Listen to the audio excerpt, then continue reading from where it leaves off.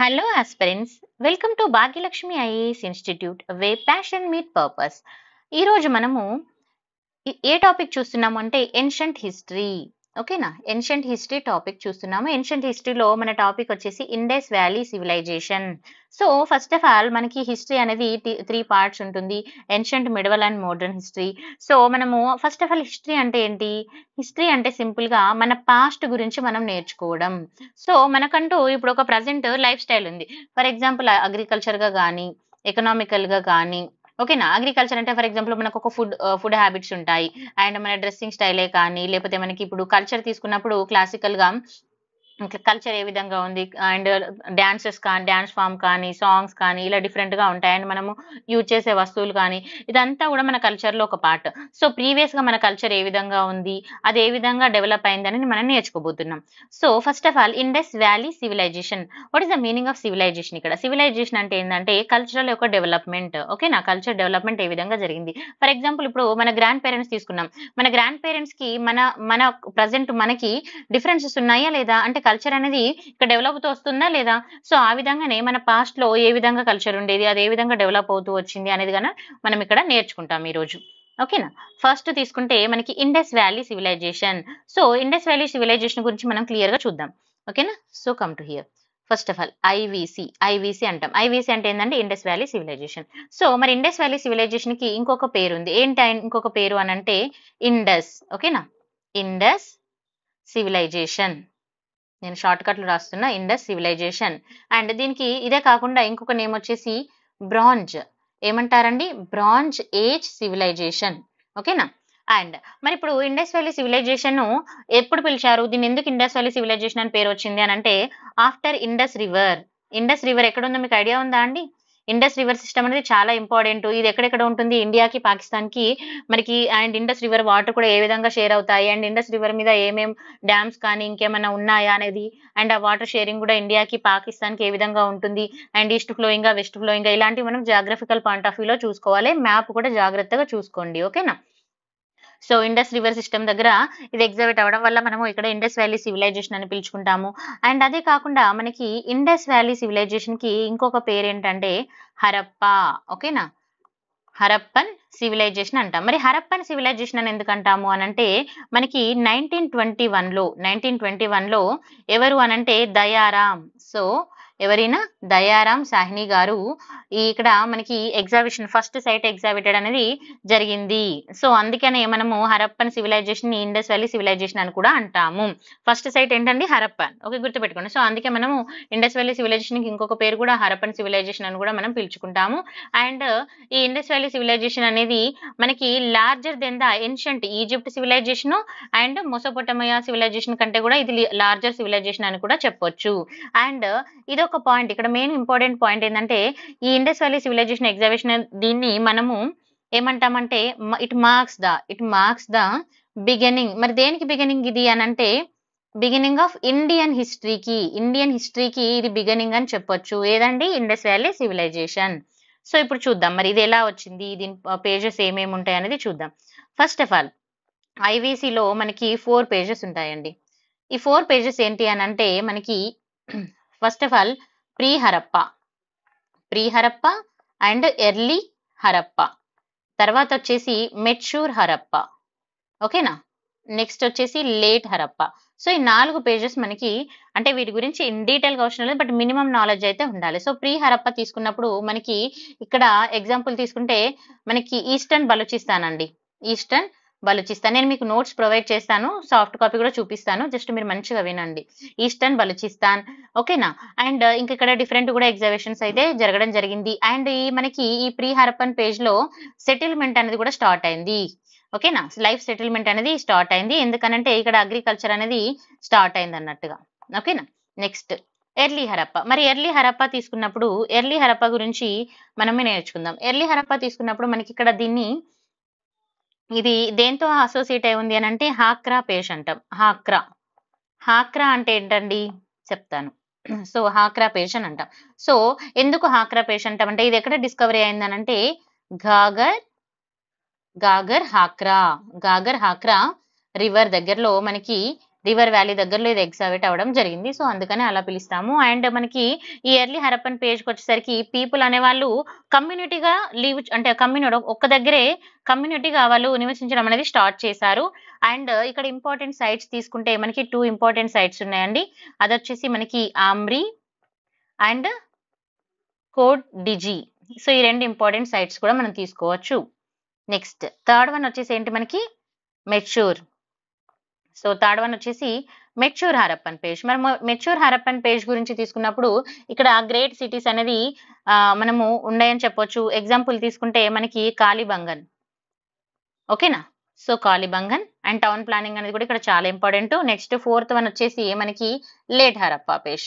So late Harappa page తీసుకున్నప్పుడు మనకి ఇక్కడ ఇండస్ వ్యాలీ సివిలైజేషన్ అనేది ఇక్కడ రావడం జరిగింది. ఎక్కడండి? Late Harappan phase. So the fall of the Indus valley civilization begin in the late Harappan era అని చెప్తారు. ఇక్కడ మనకి ఇది ఎక్కడ ఎగ్జాబిషన్ జరిగినాయి అని అంటే మనం ఎగ్జాంపుల్ లోతలు కూడా మనం ఎగ్జాంపుల్ గా చెప్పుకోవచ్చు ఇక్కడ, ఓకేనా.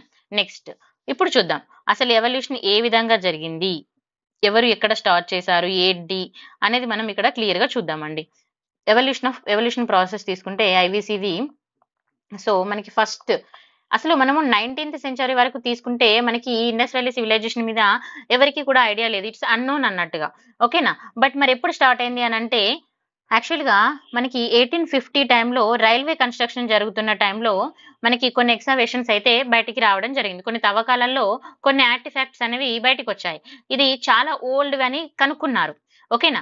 కానీ అప్పుడు ఏమైంది అని అంటే మనకి వరల్డ్ వార్ 1 రావడం జరిగింది ఆ తర్వాత. సో వరల్డ్ వార్ 1 వల్ల ఏమైందంటే ఈ తవ్వకాలు అనేది ఆపేశారు, దాన్ని పోస్ట్ పోన్ చేసేసారు. మళ్ళీ ఎప్పుడు అని అంటే 1921లో. ఎప్పుడండి? 1921. సో 1921లో హరప్పా ఎక్స్కవేషన్ అనేది రావడం జరిగింది, హరప్పాని కనుక్కున్నారు. సో మరి దీనికి అప్పుడు లీడర్షిప్ ఎవరున్నారు అనేది మనం చూసుకోవచ్చు. లీడర్షిప్ ఎవరున్నారు అంటే సర్ జాన్, గుర్తుపెట్టుకోండి, సర్ జాన్ మార్షల్. సో ఇక్కడ అందరికి దయానంద అని కూడా గుర్తుంటుంది, నేను చెప్తాను అన్ని కూడా డీటెయిల్ గా, ఓకేనా. Sir John Marshall and DR Sahni వచ్చిందండి నేమ్, ఓకేనా.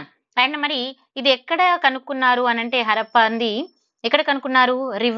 ఏ రివర్ అండి? రావి, ఓకేనా, రవి రివర్. మరి ఇది ఎక్కడ ఉంది? రవి రివర్ అనేది పంజాబ్ లో ఉంది, గుర్తుపెట్టుకోవాలి. పంజాబ్ మరి ఇప్పుడు ఎక్కడుంది? అది పాకిస్తాన్ లో ఉన్న పంజాబ్ పాకిస్తాన్ లో ఉంటుంది, ఇండియాలో ఉంటుంది. సో పాకిస్తాన్ పార్ట్ లో ఉన్న ఏరియాలో ఇప్పుడు మనకి ఇది ఉండడం జరిగింది. నెక్స్ట్ 1922లో మొహంజోదర ఏం ఎగ్జాబిట్ అయిందండి? మొహంజోదర, గుర్తుపెట్టుకోవాలి, ఓకేనా. ఇక్కడ మనకి 2 ఇంపార్టెంట్ సైట్స్ వస్తున్నాయి, నేను ప్రతి ఇంపార్టెంట్ సైట్స్ కూడా మీకు ఎక్స్ప్లెయిన్ చేస్తాను. సో మరి మొహంజోదరో తీసుకున్నప్పుడు ఇది ఎక్కడ ఎగ్జాబిట్ అయిందనంటే లార్కానా. సో లార్కానా డిస్టిక్ ఎక్కడ ఉందండి? సింధ్. మరి సింధ్ ఎక్కడ ఉంది ఇప్పుడు? ఇది కూడా మనకి ప్రజెంట్ పాకిస్తాన్ లోనే ఉంది, ఓకేనా. మరి దీన్ని అప్పుడు సూపర్వైజర్ గా ఉండి వర్క్ చేసింది ఎవరు అని అంటే ఆర్డి బెనర్జీ, ఓకేనా, ఆర్డి బెనర్జీ, గుర్తుపెట్టుకోండి. నెక్స్ట్ ఇప్పుడు మనము ఫస్ట్ కొన్ని ఇంపార్టెంట్ సైట్స్ చూద్దాం. ఇంపార్టెంట్ సైట్ చూసిన తర్వాత నేను ఒక్కొక్కటి మీకు డీటెయిల్ గా ఎక్స్ప్లెయిన్ చేస్తాను. సో ఇంపార్టెంట్ సైట్స్ ఏంటి? దీనికంటే ముందు నేను ఇక్కడ మీకు సాఫ్ట్ కాపీ కూడా చూపిస్తాను, చూడండి. సో చూడండి, ఇండస్ వ్యాలీ సివిలైజేషన్ కి ఇంకో పేరు ఏంటంటే ఇండస్ సివిలైజేషన్, అండ్ దీని ఏమంటాం? బ్రాంజ్ ఏజ్ సివిలైజేషన్ అని కూడా అంటారు. And Indus valley civilization called after the Indus river తర్వాత మనకు ఈ సైట్ నేమ్ రావడం జరిగింది. తర్వాత దీనికి ఇంకొక పేరు ఏంటంటే హరప్పన్ సివిలైజేషన్. ఎందుకనంటే ఫస్ట్ టైం ఎగ్జాబిట్ అయింది ఎవరు అనంటే 1921 దయానంద్ షాహ్ని, ఇందాక మనం చెప్పుకున్నాము. నెక్స్ట్ ఆరిజిన్ అండ్ ఎవల్యూషన్ తీసుకున్నప్పుడు మనకి ఇక్కడ 4 పేజెస్ ఉంటాయని చెప్పాము మనం ఇందాక. సో 4 పేజెస్ చూడండి. సో ప్రీ పేజెస్ లో అంటే ప్రీ హరప్పన్ టైంలో ఇది ఎక్కడ ఎగ్జాబిట్ అయింది అని అంటే మనకి ఈస్టర్న్ బలోచిస్తాన్. తర్వాత దీని గురించి తీసుకున్నప్పుడు మనకి ఇక్కడ చూడండి, nomadic people began to settled life. So nomadic people settle life లోకి రావడం జరిగింది, ఓకేనా. అంటే లైఫ్ కి స్టెబిలిటీ ఉంది. నొమాడిక్ అంటే ఏంటంటే ఒక ప్లేస్ నుంచి ఇంకో ప్లేస్కి వెళ్ళిపోతూ ఉంటారు. ఇక్కడ ఫస్ట్ ఇక్కడ ఎంత ఫుడ్ అయితే దొరుకుతుందో ఆ ఫుడ్ అది ఉన్నంత వరకు ఉంటారు. అంటే వాళ్ళకి అప్పుడు కల్టివేషన్ అవన్నీ సరిగా తెలియదు, అగ్రికల్చర్ ఏం తెలియదు. సో ఇక్కడ ఫుడ్ దొరికిన రోజులు ఇక్కడ ఉండేసి తర్వాత మళ్ళీ వేరే ప్లేస్కి వెళ్ళిపోయేవాళ్ళు. కానీ ఇక్కడ మనకి ప్రీ హరప్పన్ స్టేజ్ వచ్చేసరికి ఏమైంది? పీపుల్ అనేది వాళ్ళు ఒక ప్లేస్ లో స్టేబుల్ గా ఉండడం స్టార్ట్ చేశారు, వాళ్ళు అగ్రికల్చర్ అనేది స్టార్ట్ చేశారు అన్నట్టుగా. తర్వాత ఎర్లీ హరప్పన్ పేజ్ లో ఏమైంది? అసలు ఎర్లీ హరప్పన్ పేజ్ ని మనము హాక్రా పేజ్ అని అంటాం. ఇందాక చెప్పాను. హాక్రా అంటే ఏంది? మనకు గాగర్ హాక్రా రివర్ దగ్గర రివర్ వ్యాలీ దగ్గర ఎగ్జిబిట్ అయింది. తర్వాత హ్యూజ్ కమ్యూనిటీ వాళ్ళు ఉండేవాళ్ళు. తర్వాత 2 ఇంపార్టెంట్ సైట్స్ చెప్పాను. తర్వాత మెచ్యూర్ పేజ్ తీసుకున్నప్పుడు great cities. Next late Harappan page తీసుకున్నప్పుడు ఇండస్ వ్యాలీ సివిలైజేషన్ అనేది మెయిన్ ఇంపార్టెంట్. సో ఎవల్యూషన్ తీసుకున్నప్పుడు ఇందాక చెప్పాను 19th సెంచరీ ఏ విధంగా అయింది and construction of railway time ఎవరెవరు కనుక్కున్నారు ఏంటి అనేది. సో ఈ విధంగా మీకు సాఫ్ట్ కాపీ కూడా ఉంటుంది. ఓకేనా? సో చూద్దాం. నెక్స్ట్ ఇది మనకి చాలా ఇంపార్టెంట్ అండి డయాగ్రామ్. ఇక్కడ మనకి చూడండి ఇక్కడ హరప్పా ఉంది. ఇదిగో కనిపించిందా? Harappa and Rakhigarhi and Kalibangan. ఇంక ఇంపార్టెంట్ మొహంజొదరో. మొహంజొదరో ఏరియాలో వస్తుంది చూడండి. ఓకేనా? తర్వాత లోతల్, డోలావిరా ఇవి ఇంపార్టెంట్ సైట్స్. ఇవి చాలా ఇంపార్టెంట్. మనం చూసుకోవాలి. ఇదిగోండి రాకీగర్. సో ఇలా మనకి ఇంపార్టెంట్ సైట్స్ ఎక్కడెక్కడ ఉన్నాయి అనేది మనకి మ్యాప్ పాయింట్ ఆఫ్ వ్యూ చాలా చాలా ఇంపార్టెంట్. ఓకేనా? సో ఇప్పుడు తీసుకుంటే మనకి ఇక్కడ మొత్తంగా మనకి 1400 సైట్స్ ఉన్నాయండి. సో చూడండి 1400 సైట్స్ ఉన్నాయి. అందులో మనకి ఇండియాలో 925 సైట్స్ అనేవి ఎక్కడ ఉన్నాయంటే ఇండియాలో ఉన్నాయి. ఇది గుర్తుపెట్టుకోండి. ఓకేనా? అండ్ మరి ఇక్కడ మనకి ఇందాక చెప్పుకున్నాం కదా గాగర్ ఇక్కడ ఎగ్జిబిట్ అయింది. అవన్నీ ప్లేసెస్ అనేది నేను మీకు ఇక్కడ డయాగ్రామ్ లో మీరు క్లియర్ గా చూసుకోవచ్చు. ఓకే అండ్ ఇంపార్టెంట్ సైట్స్ వాటి గురించి చూద్దాం ఒక్కొక్కటి. First name of the year and వాటి ఎగ్జాబిషన్స్ అండ్ సైట్ ఏ విధంగా ఎక్కడ అనేది చూద్దాం. ఫస్ట్ తీసుకున్నప్పుడు నేను అంటే ఇక్కడ ఆర్డర్లో ఏం పెట్టలేదు, జస్ట్ మీకు మామూలుగా అరేంజ్మెంట్ లో ఉన్నాయి. సో ఆలంగీపూర్. సో ఆలంగీపూర్ తీసుకున్నప్పుడు ఎప్పుడండి 1958 ఆఫ్టర్ ఫ్రీడమ్. గుర్తుపెట్టుకోండి. వైడి శర్మ. ఓకేనా?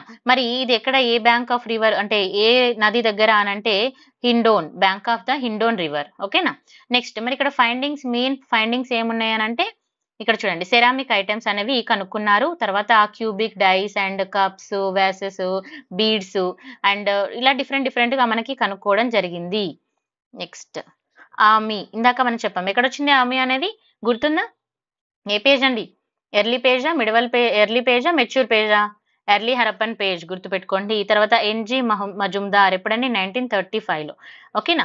అండ్ మరి ఇది ఎక్కడ బ్యాంక్ ఎక్కడ అనంటే రివర్ వచ్చేసి మనకి సింధు అది ఎక్కడ ఉంది? సింధు అనేది పాకిస్తాన్ లో ఉన్న దగ్గర. తర్వాత మన ఇక్కడ రెన్సో రెహన్ సారీ ఇక్కడ మనకి ఏం కనుక్కున్నారు అని అంటే రెన్సో సార్. అండ్ తర్వాత బానావలి తీసుకుంటే ఆర్ఎస్ బిస్ట్. ఓకేనా? సో మరి ఇది ఎక్కడ ఎగ్జిబిట్ అయింది? మరి ప్లేస్ ఏంటి అని అంటే హర్యానా, హిసర్. ఎక్కడ ఉందండి? హిసర్ హర్యానాలో ఉంది. అండ్ మనకి ఇక్కడ ఇంపార్టెంట్ ఏం కనుక్కున్నారు అంటే బార్లీ, టెరకోటా ఫిగర్స్ ఉంటాయి. నేను మీకు అవి డయాగ్రామ్స్ చూపిస్తాను. తర్వాత రాడికల్ స్ట్రీట్స్. ఇది చూడండి only the figure flows and the radical street only site. ఇది గుర్తుపెట్టుకోవాలి. ఓన్లీ సిటీ వచ్చేసి రాడికల్ స్ట్రీట్. ఇది ఇంపార్టెంట్. తర్వాత చన్హోదర్ 1931 లో ఇక్కడ ఎవరెవరు ఉన్నారు? గోపాల్ మజుందార్ అండ్ ఇంకా వాళ్ళు ఎవరెవరు ఉన్నారు అనేది చూసుకోవచ్చు. అండ్ ఇది ఎక్కడ ఉంది అనేది important. Pakistan on the bank. Okay, bank of the left of Indus. So left of the Indus అంటే ఏమైనా డయాగ్రామ్ చూడండి. సో ఇక్కడ మనకి ఇండస్ రివర్ ఉంది. ఓకేనా? సో ఇండస్ కి లెఫ్ట్ రైట్ అనేది కూడా మనం చూసుకోవాలి. నెక్స్ట్ దైమాబాద్ ఎక్కడ ఉందండి? 1958 లో. ఇది వచ్చేసి భోపార్ దికర్. ఓకేనా? భోపార్ దికర్. అండ్ మరి ఇది ఎక్కడ వస్తుంది అని అంటే ప్రవరా రివర్. ఓకేనా? అండ్ ఇది వచ్చేసి ట్రిబ్యూటరీ ఆఫ్ గోదావరి. ఎక్కడ ఉంటుందండి? Ahmednagar, district of Maharashtra state. గుర్తుపెట్టుకోండి. ఫుల్ డయాగ్రామ్ కూడా చూసుకుంటే ఈజీగా గుర్తుంటది. మరి ఇక్కడ ఫైండింగ్స్ ఏమున్నాయంటే బ్రాంజ్ చారెట్ అలా డిఫరెంట్ మనకి ఏమేమి ఉన్నాయి ఇంపార్టెంట్ చూసుకుంటే సరిపోతుంది. స్కల్ప్చర్స్ ఇక్కడ చాలా ఇంపార్టెంట్ అండి. తర్వాత డోలావిరా ఇది చాలా ఇంపార్టెంట్. ఇది 40th. ఓకేనా? 40th world heritage site of India. And RS Bisht. And ఇది వచ్చేసి ఎక్కడ ఉంది? Gujarat, Rann of Kutch. So Gujarat Rann of Kutch it is the only site divided into 3 parts. Exclusive water management and gain water reservoir dams. ఇది చాలా చాలా ఇంపార్టెంట్ చూసుకోవాలి. ఓకేనా? తర్వాత రాకట్ ఆర్కిటెక్చర్స్ కూడా ఇక్కడ కనుక్కోవడం జరిగింది. నెక్స్ట్ వచ్చేసి మన హరప్పా. సో హరప్పా ఎవరండి? దయారాం షాహ్ని. ఇందాక చెప్పాను. ఓకేనా? మన హరప్పా గురించి మనం ఆల్రెడీ చూసుకున్నాము. నెక్స్ట్ కాళీబంగన్. మళ్ళీ హరప్పా గురించి నేను డీటెయిల్ ఎక్స్ప్లెయిన్ చేస్తాను. కాళీబంగన్, ఘోష్. అండ్ ఇది ఎక్కడ అండి? మనకి left bank river of Ghaggar. And ఇక్కడ మరి ఏం కనుక్కున్నారంటే బర్న్డ్ బ్యాంగిల్స్. మనకి బ్యాంగిల్స్ అనేవి ఏం రిప్రజెంట్ చేస్తవి? వాళ్ళ ఆభరణాలు యూజ్ చేసే వాళ్ళు అనేది మనకు ఒక రిప్రజెంటేషన్ గా చెప్పొచ్చు. తర్వాత కోడ్ జీ. ఇది ఇందాక వచ్చిందండి కోడ్ డిజీ. ఎక్కడ వచ్చింది మనకి? Early Harappan site. గుర్తు తెచ్చుకోండి ఒకసారి. ఫజల్ అహ్మద్. అండ్ మరి రివర్ వచ్చేసి ఇండస్. ఎక్కడ ఉంది అది? పాకిస్తాన్. మరి ఇక్కడ ఏం కనుక్కున్నారు అనేది కూడా మనం చూసుకోవాలి. Mud bricks and developed pottery అనేది ఉంది. తర్వాత లోతల్. లోతల్ చాలా ఇంపార్టెంట్ సైట్ అండి. ఎస్ఆర్ రావ్. ఓకేనా? ఇది ఎక్కడ వస్తుంది అంటే గుజరాత్ లో వస్తుంది. ఎక్కడ మరి? Sabarmati and Bhogava river. ఈ రెండు ఇంపార్టెంట్ చూసుకోవాలి. అండ్ ఇక్కడ ఒక గల్ఫ్ కూడా వస్తుంది. Gulf of Cambay. ఓకే. ఇక్కడ ఏమైనా ఇలాంటి గల్ఫ్ కానీ ఇలా ఏమైనా వచ్చినప్పుడు మనం జాగ్రత్తగా చూసుకోవాలి. క్వశ్చన్ అడిగే ఛాన్సెస్ ఉంటుంది అన్నట్టుగా. ఓకేనా? అండ్ ఇక్కడ man made fort, first rice hook and తర్వాత ఫైర్ ఆల్టర్, చెస్ ప్లేయింగ్ ఇక్కడ ఇంపార్టెంట్. ఇవి మనం ఒకసారి మంచిగా జాగ్రత్తగా, లోతలు చాలా ఇంపార్టెంట్, జాగ్రత్తగా చూసుకోవాలి. తర్వాత మొహంజోదరో, ఆర్డి బెనర్జీ ఆల్రెడీ చదివేసుకున్నాము. నెక్స్ట్ రాఖీ గారు. నేను మళ్ళీ ఎక్స్ప్లెయిన్ చేస్తాను లాస్ట్ లో ఇది ఫుల్ గా. రాఖీ గారు 1963. ఇక్కడ వచ్చేసి ఎవరండి మనకి? సూరజ్ బాన్. ఓకేనా? ప్రొఫెసర్ సూరజ్ బాన్. మరి ఇది ఎక్కడానండి? గాగర్. ఓకేనా? మరి ఏం కనుక్కున్నారు? Terracotta and wheel toys and pottery. Next Rangpur. So Rangpur తీసుకున్నప్పుడు మనకి MS Vats and SR Rao గారు. అండ్ ఇది ఎక్కడండి? గుజరాత్, మహర్ రివర్. ఓకేనా? ఇక్కడ ఏం కనుక్కున్నారు? See port. నెక్స్ట్ రోపర్ వచ్చేసి వైడి శర్మ. సో మరి ఇది ఎక్కడ ఉంది? Bank of Sutlej. ఇది కూడా ఎక్కడ వస్తుంది? గుర్తుపెట్టుకోవాలి. సుతలజ్ అంటే ఎక్కడ వస్తుంది మనకి? అది గుర్తుపెట్టుకోవాలి. ఇండస్, సుతలజ్, రావి ఇవన్నీ ఏంటి? 5 ఉంటాయి ఇక్కడ మనకి. ఆ 5 ఏంటి? అవి ఎక్కడెక్కడ వచ్చాయి, ఎక్కడ స్టార్ట్ అయ్యాయి, ఎక్కడ ఎండ్ అయ్యాయి అని కూడా జాగ్రత్తగా చూసుకోవాలి. ఇక్కడ 128 బీరియల్స్ అయితే కనుక్కోవడం జరిగింది. నెక్స్ట్ సుర్కోదడ. ఇది వచ్చేసి జోషి గారు. సో మరి ఇది ఎక్కడ ఉంది? గుజరాత్ వచ్చేసి మనకి Kutch, run of Kutch idea ఉంది కదా అందరికి. రన్ ఆఫ్ కచ్ మనకి ఏం వెళ్తుంది అనేది కూడా చూసుకోవాలి. నెక్స్ట్ చూడండి ఇక్కడ సుట్కంగర్ మనకి ఎవరంటే ఆర్ఎల్ స్టెయిన్. ఓకేనా? మరి ఇక్కడ మనకి western most part of agriculture site అని కూడా అంటాము. ఆఫ్ దేందండి? Indus valley civilization. ఓకేనా? అండ్ మనకి ఇది western bank of the Dasht river. ఇది కూడా చూసుకోవాలి. నెక్స్ట్ ఇక్కడ మరి ఏం కనుక్కున్నారు? Bangle of clays and western most of Indus valley civilization అంటారు. వెస్టర్న్ సైడ్ ఉంటుంది మనకి. ఇండియాకి వెస్ట్ సైడ్ అంటే ఏమొస్తుంది? గుజరాత్ వస్తుంది. అది చూసుకోవాలి. ఓకేనా? అండ్ ఇక్కడ పోటరీ కానీ ఇలా డిఫరెంట్ గా ఉన్నాయి. నేను ఇక్కడ ఇంక్లూడ్ చేశాను. ఒక్కసారి పౌచ్ చేసుకుని కూడా మీరు చూడొచ్చు. Next geographical extension. మరి జాగ్రఫికల్ ఎక్స్టెన్షన్ ఏ విధంగా ఉంది అంటే హరప్పన్ కల్చర్ అనేది ఓల్డర్ దెన్ ద చాకోలిథిక్ కల్చర్ అని అంటారు. సో యాక్చువల్ గా ఇంతకు ముందు మనకి హరప్పన్ కల్చర్ రాకముందు అంటే ఇంతకు ముందు వచ్చినాయి చాలా ఓల్డ్ అనుకునే వాళ్ళు. లైక్ ఫర్ ఎగ్జాంపుల్ ఇప్పుడు వేదాస్ హరప్పన్ కల్చర్ కంటే ముందు వేదాసే ఉంది అని అలా అనేవాళ్ళు. కానీ వన్స్ హరప్పన్ కల్చర్ ఎగ్జాబిట్ అయిన తర్వాత ఏది ముందు అనేది ఒక క్లారిటీ అయితే రావడం జరిగింది. ఓకేనా? సో ఇది మనకి మోస్ట్ గా ఎక్కడ వచ్చిందంటే north western part of Indian sub continent. North అవునా కదా? నార్త్ వెస్టర్న్ పార్ట్ అది గుర్తుపెట్టుకోవాలి. ఫస్ట్ ఎప్పుడు కనుక్కున్నారు? 1921 లో. ఓకేనా? సో మరి హరప్పన్ సివిలైజేషన్ ఏమంటారు అనేది కూడా నేను ఇందాక మీకు చెప్పాను డీటెయిల్ గా. నెక్స్ట్ ఎక్స్టెన్షన్స్ తీసుకుంటే ఏ విధంగా ఉన్నాయి అనేది కూడా చూసుకోవాలి. ఎక్స్టెన్షన్స్ అంటే ఎక్కడి నుంచి ఎక్కడికి ఎక్స్టెండ్ అయింది.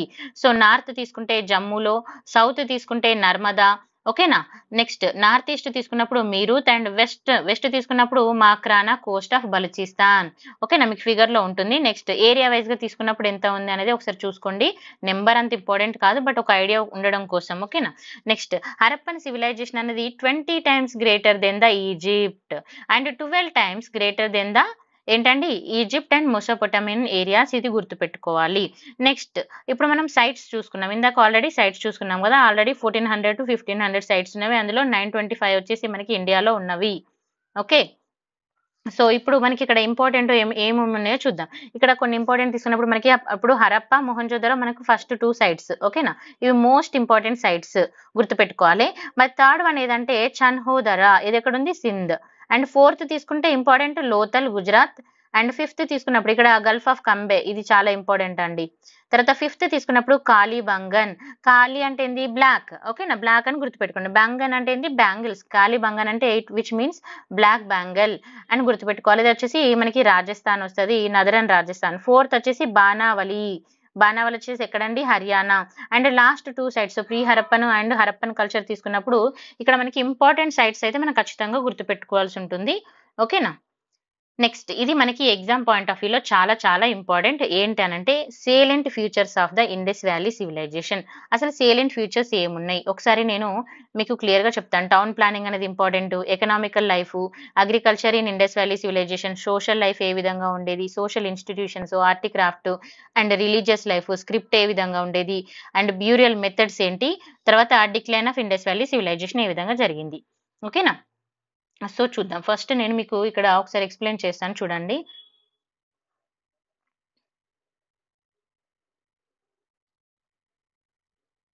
1 సెకండ్. సో మనకి ఇక్కడ ఫస్ట్ టౌన్ ప్లానింగ్ ఉండేది. సో టౌన్ ప్లానింగ్ ఏ విధంగా ఉండేది అనేది మనకి చాలా ఇంపార్టెంట్. ఓకేనా? సో మీకు డయాగ్రామ్ చూపిస్తా ఫస్ట్. చూడండి ఇక్కడ citadel and lower town. And ఇక్కడ చూడండి citadel, lower town and ceremonial ground, lower part, ఇక్కడ రిజర్వాయర్స్. మరి ఈ సిటెడల్ అంటే ఇది అప్పర్ పార్ట్. ఇక్కడ ఎవరు ఉండేవాళ్ళు? మోస్ట్లీ అక్కడ రిచ్ పీపుల్ ఉండేవాళ్ళని. తర్వాత లోయర్ పార్ట్ లో వచ్చేసేసి కొంచెం నార్మల్, అంటే నార్మల్ అందరూ జనాలు, నార్మల్ ప్రజలు ఉండేవాళ్ళని మనకు చెప్తారు. నేను అది కూడా మీకు చెప్తాను. సో ఇక్కడ మనము ఇది ఒకటి గుర్తుపెట్టుకోండి, మీరు డయాగ్రామ్ ఎలా ఉంది అనేది నేను ఎక్స్ప్లెనేషన్ చెప్తాను, చూద్దాం. సో ఇక్కడ మనకి తీసుకున్నప్పుడు Harappa and at the same time Mohenjodaro రెండు కూడా సిటెడల్ అని చెప్తారు. They have the citadel. ఓకేనా? సో ఇక్కడ మనం తీసుకున్నప్పుడు మనకి ఈ టౌన్స్ రెండు కూడా మరి ఏ షేప్ లో ఉన్నవి, ఏ విధంగా ఉన్నవి అనేది కూడా మనకి ఇంపార్టెంట్. రెక్టాంగులర్ షేప్ అని అంటాము and grid pattern. So rectangular shape and grid pattern and the roads కూడా రైట్ యాంగిల్ లో ఉండేది అని మనం చూసుకుంటాం. అండ్ దీనికి ఇంకొక పేరు ఉంది, చెస్ బోర్డ్ లా ఉంటుంది అని కూడా అంటారు. ఏ విధంగా ఉంటుంది అంటారు? చెస్ బోర్డ్ ప్యాటర్న్ లో ఉంటుంది అని అంటారు. మరి దీనికి ఏం యూజ్ చేశారు అని అంటే బర్న్ట్ బ్రిక్స్. బర్న్ట్ బ్రిక్స్ అంటే ఏంటంటే ఇక్కడ బర్న్ట్ మడ్ బ్రిక్స్ అనేది ఇక్కడ యూజ్ చేయడం జరిగింది. ఏ బ్రిక్స్, ఇటుకలు అంటాం కదా, ఏ బ్రిక్స్ యూజ్ చేసాము. అండ్ దేంతో జాయింట్ చేసేవాళ్ళు మరి ఆ బ్రిక్స్ ని అని అంటే జిప్సమ్. ఓకేనా? సో జిప్సమ్ అనేది యూజ్ చేసేవాళ్ళు. సో మరి ఇప్పుడు కాంటెంపరీలో జిప్సమ్ ఎక్కడ యూజ్ చేస్తున్నారు అని అంటే అది కూడా చూసుకోవాలి. కాంటెంపరీగా తీసుకున్నప్పుడు ఈజిప్ట్. ఓకేనా? Egypt used the dried bricks. Okay, next అయితే ఇక్కడ మనకి ఇప్పుడు ఈ సిటీ తీసుకున్నాం కదా, ఈ సిటీలో రెండు పార్ట్స్ ఉంటాయండి. ఒకటి వచ్చేసి రెండు పార్ట్స్ లో మనకి యూజ్ చేస్తాం. సో ఫస్ట్ పార్ట్ వచ్చేసి ఇది వచ్చేసి రైజ్డ్ ప్లాట్ఫామ్, అంటే అప్పర్ సిటెడల్ అంటాం, లోయర్ సిటెడల్ అంటాం.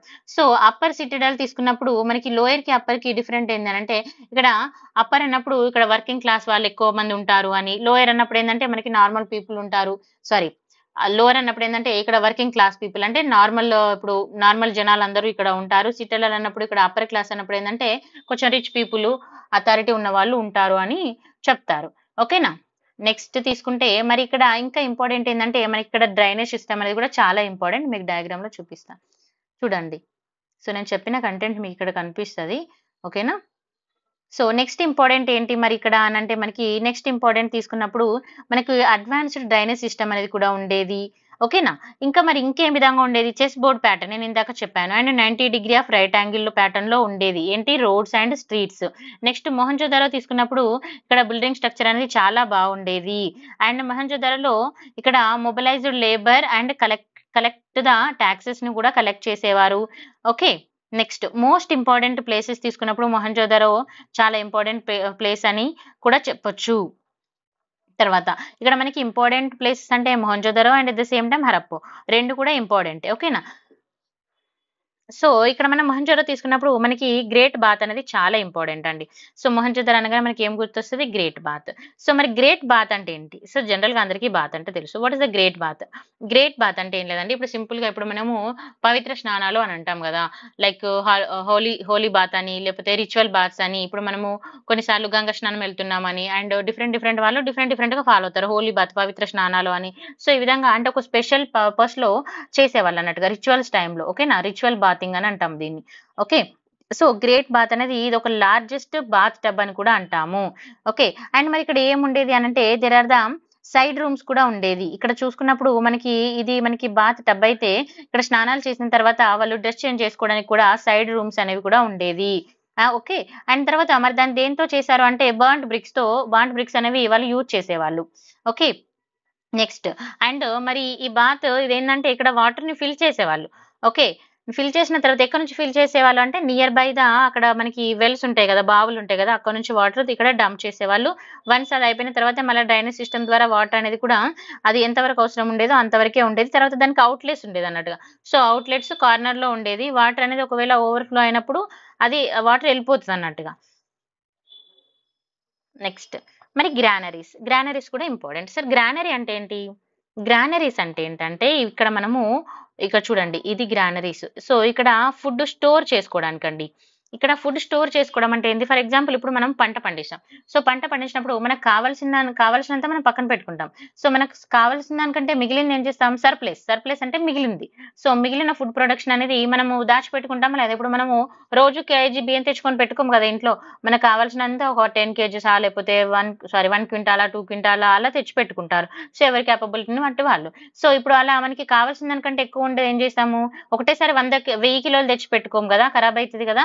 సో, అలా మిగిలిన దాన్ని వాళ్ళు సేవ్ అంటే లైక్ స్టోర్ చేసుకునేవాళ్ళు. అండ్ రిమైనింగ్ దాన్ని ఏం చేసేవాళ్ళంటే ట్రేడ్ చేసేవాళ్ళు, అమ్మేసుకునేవాళ్ళు. అలా సో, మనకి గ్రానరీస్ అనేవి కూడా మనకి ఏం రిప్రజెంట్ చేస్తున్నవి అనంటే ఆ టైంలో ఎప్పుడు మొహంజోదారో టైంలో కూడా ఫుడ్ ప్రొడక్షన్ బావుంది.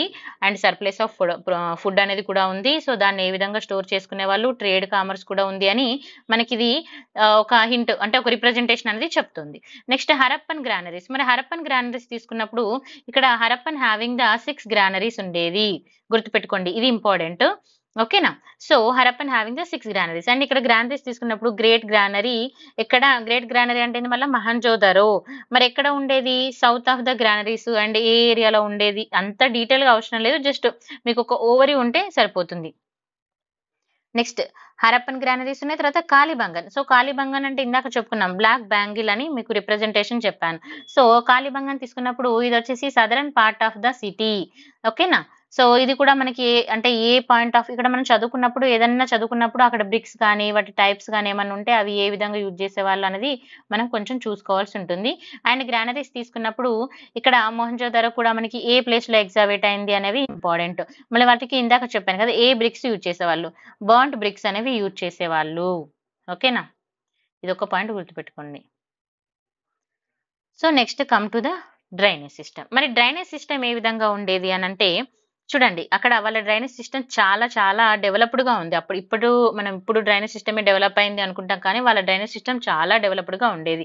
ఆల్‌మోస్ట్ అన్ని సిటీస్ కూడా డ్రైనేజ్ సిస్టమ్ అనేది చాలా ఇంప్రెసివ్‌గా ఉండేది.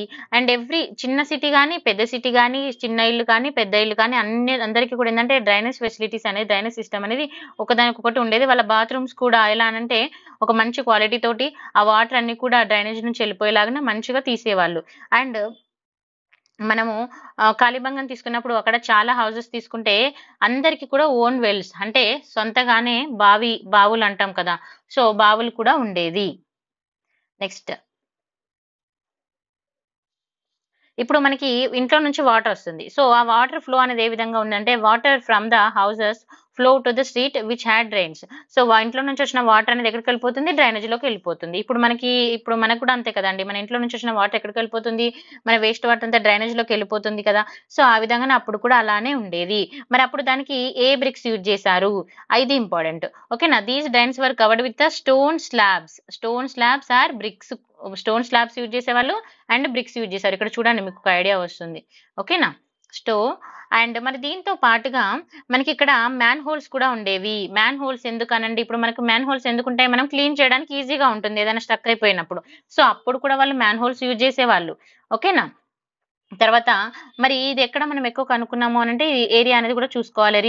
Remains of the street and drains also has been found in Banawali. Location చూసుకోండి. తర్వాత డ్రైనేజ్ సిస్టమ్ అనేది హరప్పాది వెరీ యూనిక్‌గా ఉండేది. ఇది ఇంపార్టెంట్. ఓకే. నెక్స్ట్ మనము ఇంకా చదువుకుంటే దీని గురించి ఇక్కడ మనకి అయితే ఇప్పుడు హరప్పన్ కల్చర్ కూడా మనము జనరల్‌గా ఎలా అది కొలాప్స్ అయిపోయింది అన్నప్పుడు చదువుకున్నప్పుడు ఫ్లోడ్స్ అనేది కూడా ఒక ఇంపార్టెంట్ రీజన్ అని కూడా చెప్తారు. సో, అది కూడా మనం చూసుకుందాము. నెక్స్ట్ అండ్ ఇండస్ అనేది తీసుకుంటే Indus carries the more alluvial soil and Nile river. And Nile river ఎక్కడుందండి మనకి? ఈజిప్ట్ సపోర్టెడ్ పీపుల్ అది గుర్తుపెట్టుకోవాలి. తర్వాత మనకి ఇంకా హరప్పన్ సివిలైజేషన్ తీసుకున్నప్పుడు అగ్రికల్చర్ ఇంపార్టెంట్. సో, అగ్రికల్చర్ ఎందుకు ఇంపార్టెంట్? మరి అగ్రికల్చర్‌లో వాళ్ళు ఏం పండించేవాళ్ళు అనంటే అగ్రికల్చర్ తీసుకున్నప్పుడు మనకి వాళ్ళు ఇక్కడ చూడండి. So, agriculture. సో, అగ్రికల్చర్‌లో మరి ఏ పంటలు ఎక్కువగా పండించేవాళ్ళు అప్పుడు అనేది కూడా మనం ఇంపార్టెంట్‌గా తీసుకోవాలి. ఇప్పుడు ప్రెజెంట్ ఉన్న పంటలు, అప్పుడున్న పంటలు కూడా మనం ఏంటి అసలు ఏమేమి ఉన్నాయనేది కూడా ఒకసారి కంపేర్ చేసుకోవాలి. ఇక్కడ అగ్రికల్చర్ తీసుకుంటే మనకి వీట్, బార్లీ, రాయి అందరికీ తెలుసు కదా ఈ పేర్లు. పీస్ అండ్ సీసమ్, లెంటిల్ ఇవన్నీ మీకు సాఫ్ట్ కాపీలో ఉంటాయి. మీరు జస్ట్ వినండి. తర్వాత చిక్‌పీ అండ్ మస్టర్డ్. సో ఈ విధంగా అండ్ తర్వాత ఇలా వీళ్ళు చాలా రకాలుగా పంటల్ని పండించేవాళ్ళు. అండ్ ఎస్పెషల్గా వీళ్ళు ఇంకా మిల్లెట్స్ కూడా మనం ఇక్కడ ఫైండ్ అవుట్ చేయడం జరిగింది. సో మిల్లెట్స్ తెలుసు కదండి. సో మిల్లెట్స్ ఎక్కడ ఫైండ్ చేశారు అంటే గుజరాత్, గుర్తుపెట్టుకోవాలి. ఇది చాలా ఇంపార్టెంట్. ఓకేనా. తర్వాత Indus people first to civilize cotton అని అంటారు. అంటే ఫస్ట్ టైం మనకి కాటన్ తీసుకున్నప్పుడు కూడా ఎవరు అని అంటే మనకి ఎవరని చెప్పొచ్చండి, ఐవిసి పీపుల్. ఓకే. నెక్స్ట్ ఇంకా మరి ఇక్కడ యానిమల్స్ కూడా ఏముండేవి, సీల్స్ ఏముండేవి అని అంటే తీసుకుంటే మన ఇక్కడ బుల్ కానీ లేకపోతే మన టెరకోటా ఆర్టిఫాక్ట్ కానీ ఇక్కడ చాలా ఇంపార్టెంట్. అండ్ ఇవి మనకి అప్పుడు ప్లాఫింగ్ అనేది ఏ విధంగా ఉంది, వ్యవసాయము దాన్ని అంటే భూమిని దున్నడము, దాన్ని సాగు చేయడం కూడా ఏ విధంగా ఉంది అనేది కూడా ఇక్కడ మనకి చాలా ఇంపార్టెంట్. మన హరప్పా తీసుకున్నప్పుడు ఇది వచ్చేసి సెమీ ఎరైడ్ రీజియన్ అంటాం, సెమీ ఎరైడ్ రీజియన్. అండ్ మరి ఇక్కడ ఇరిగేషన్ అనేది చాలా ఇంపార్టెంట్. ఓకేనా. అండ్ కెనాల్స్ కూడా అప్పుడు వాళ్ళు ఏ విధంగా యూజ్ చేశారు అనేది కూడా చూసుకోవాలి. సో కెనాల్ ట్రేస్ తీసుకుంటే అది ఎక్కడ డిస్కవరీ చేశారంటే, కెనాల్స్ అంటే మనకి ఎక్కడ డిస్కవర్ చేశారు అని అంటే ఆఫ్ఘనిస్తాన్. ఓకేనా. ఆఫ్ఘనిస్తాన్ లో డిస్కవరీ చేయడం జరిగింది. But not in the Punjab and Sindhu, గుర్తుపెట్టుకోండి. But not in the Punjab సింధులో కాకుండా ఆఫ్ఘనిస్తాన్ లో, not in Punjab Sindhu. Okay, remember this point is important, మీకు సాఫ్ట్ కాపీలో ఉంటుంది. నెక్స్ట్ మరి ఇంకా డిఫరెంట్ లెవెల్స్ ఆఫ్ తీసుకున్నప్పుడు ఇంకా చాలా రకాలుగా కూడా వీళ్ళు అగ్రికల్చర్ ఏ విధంగా డెవలప్ చేసుకున్నారు అనేది ఒకటి చూసుకోవాలి.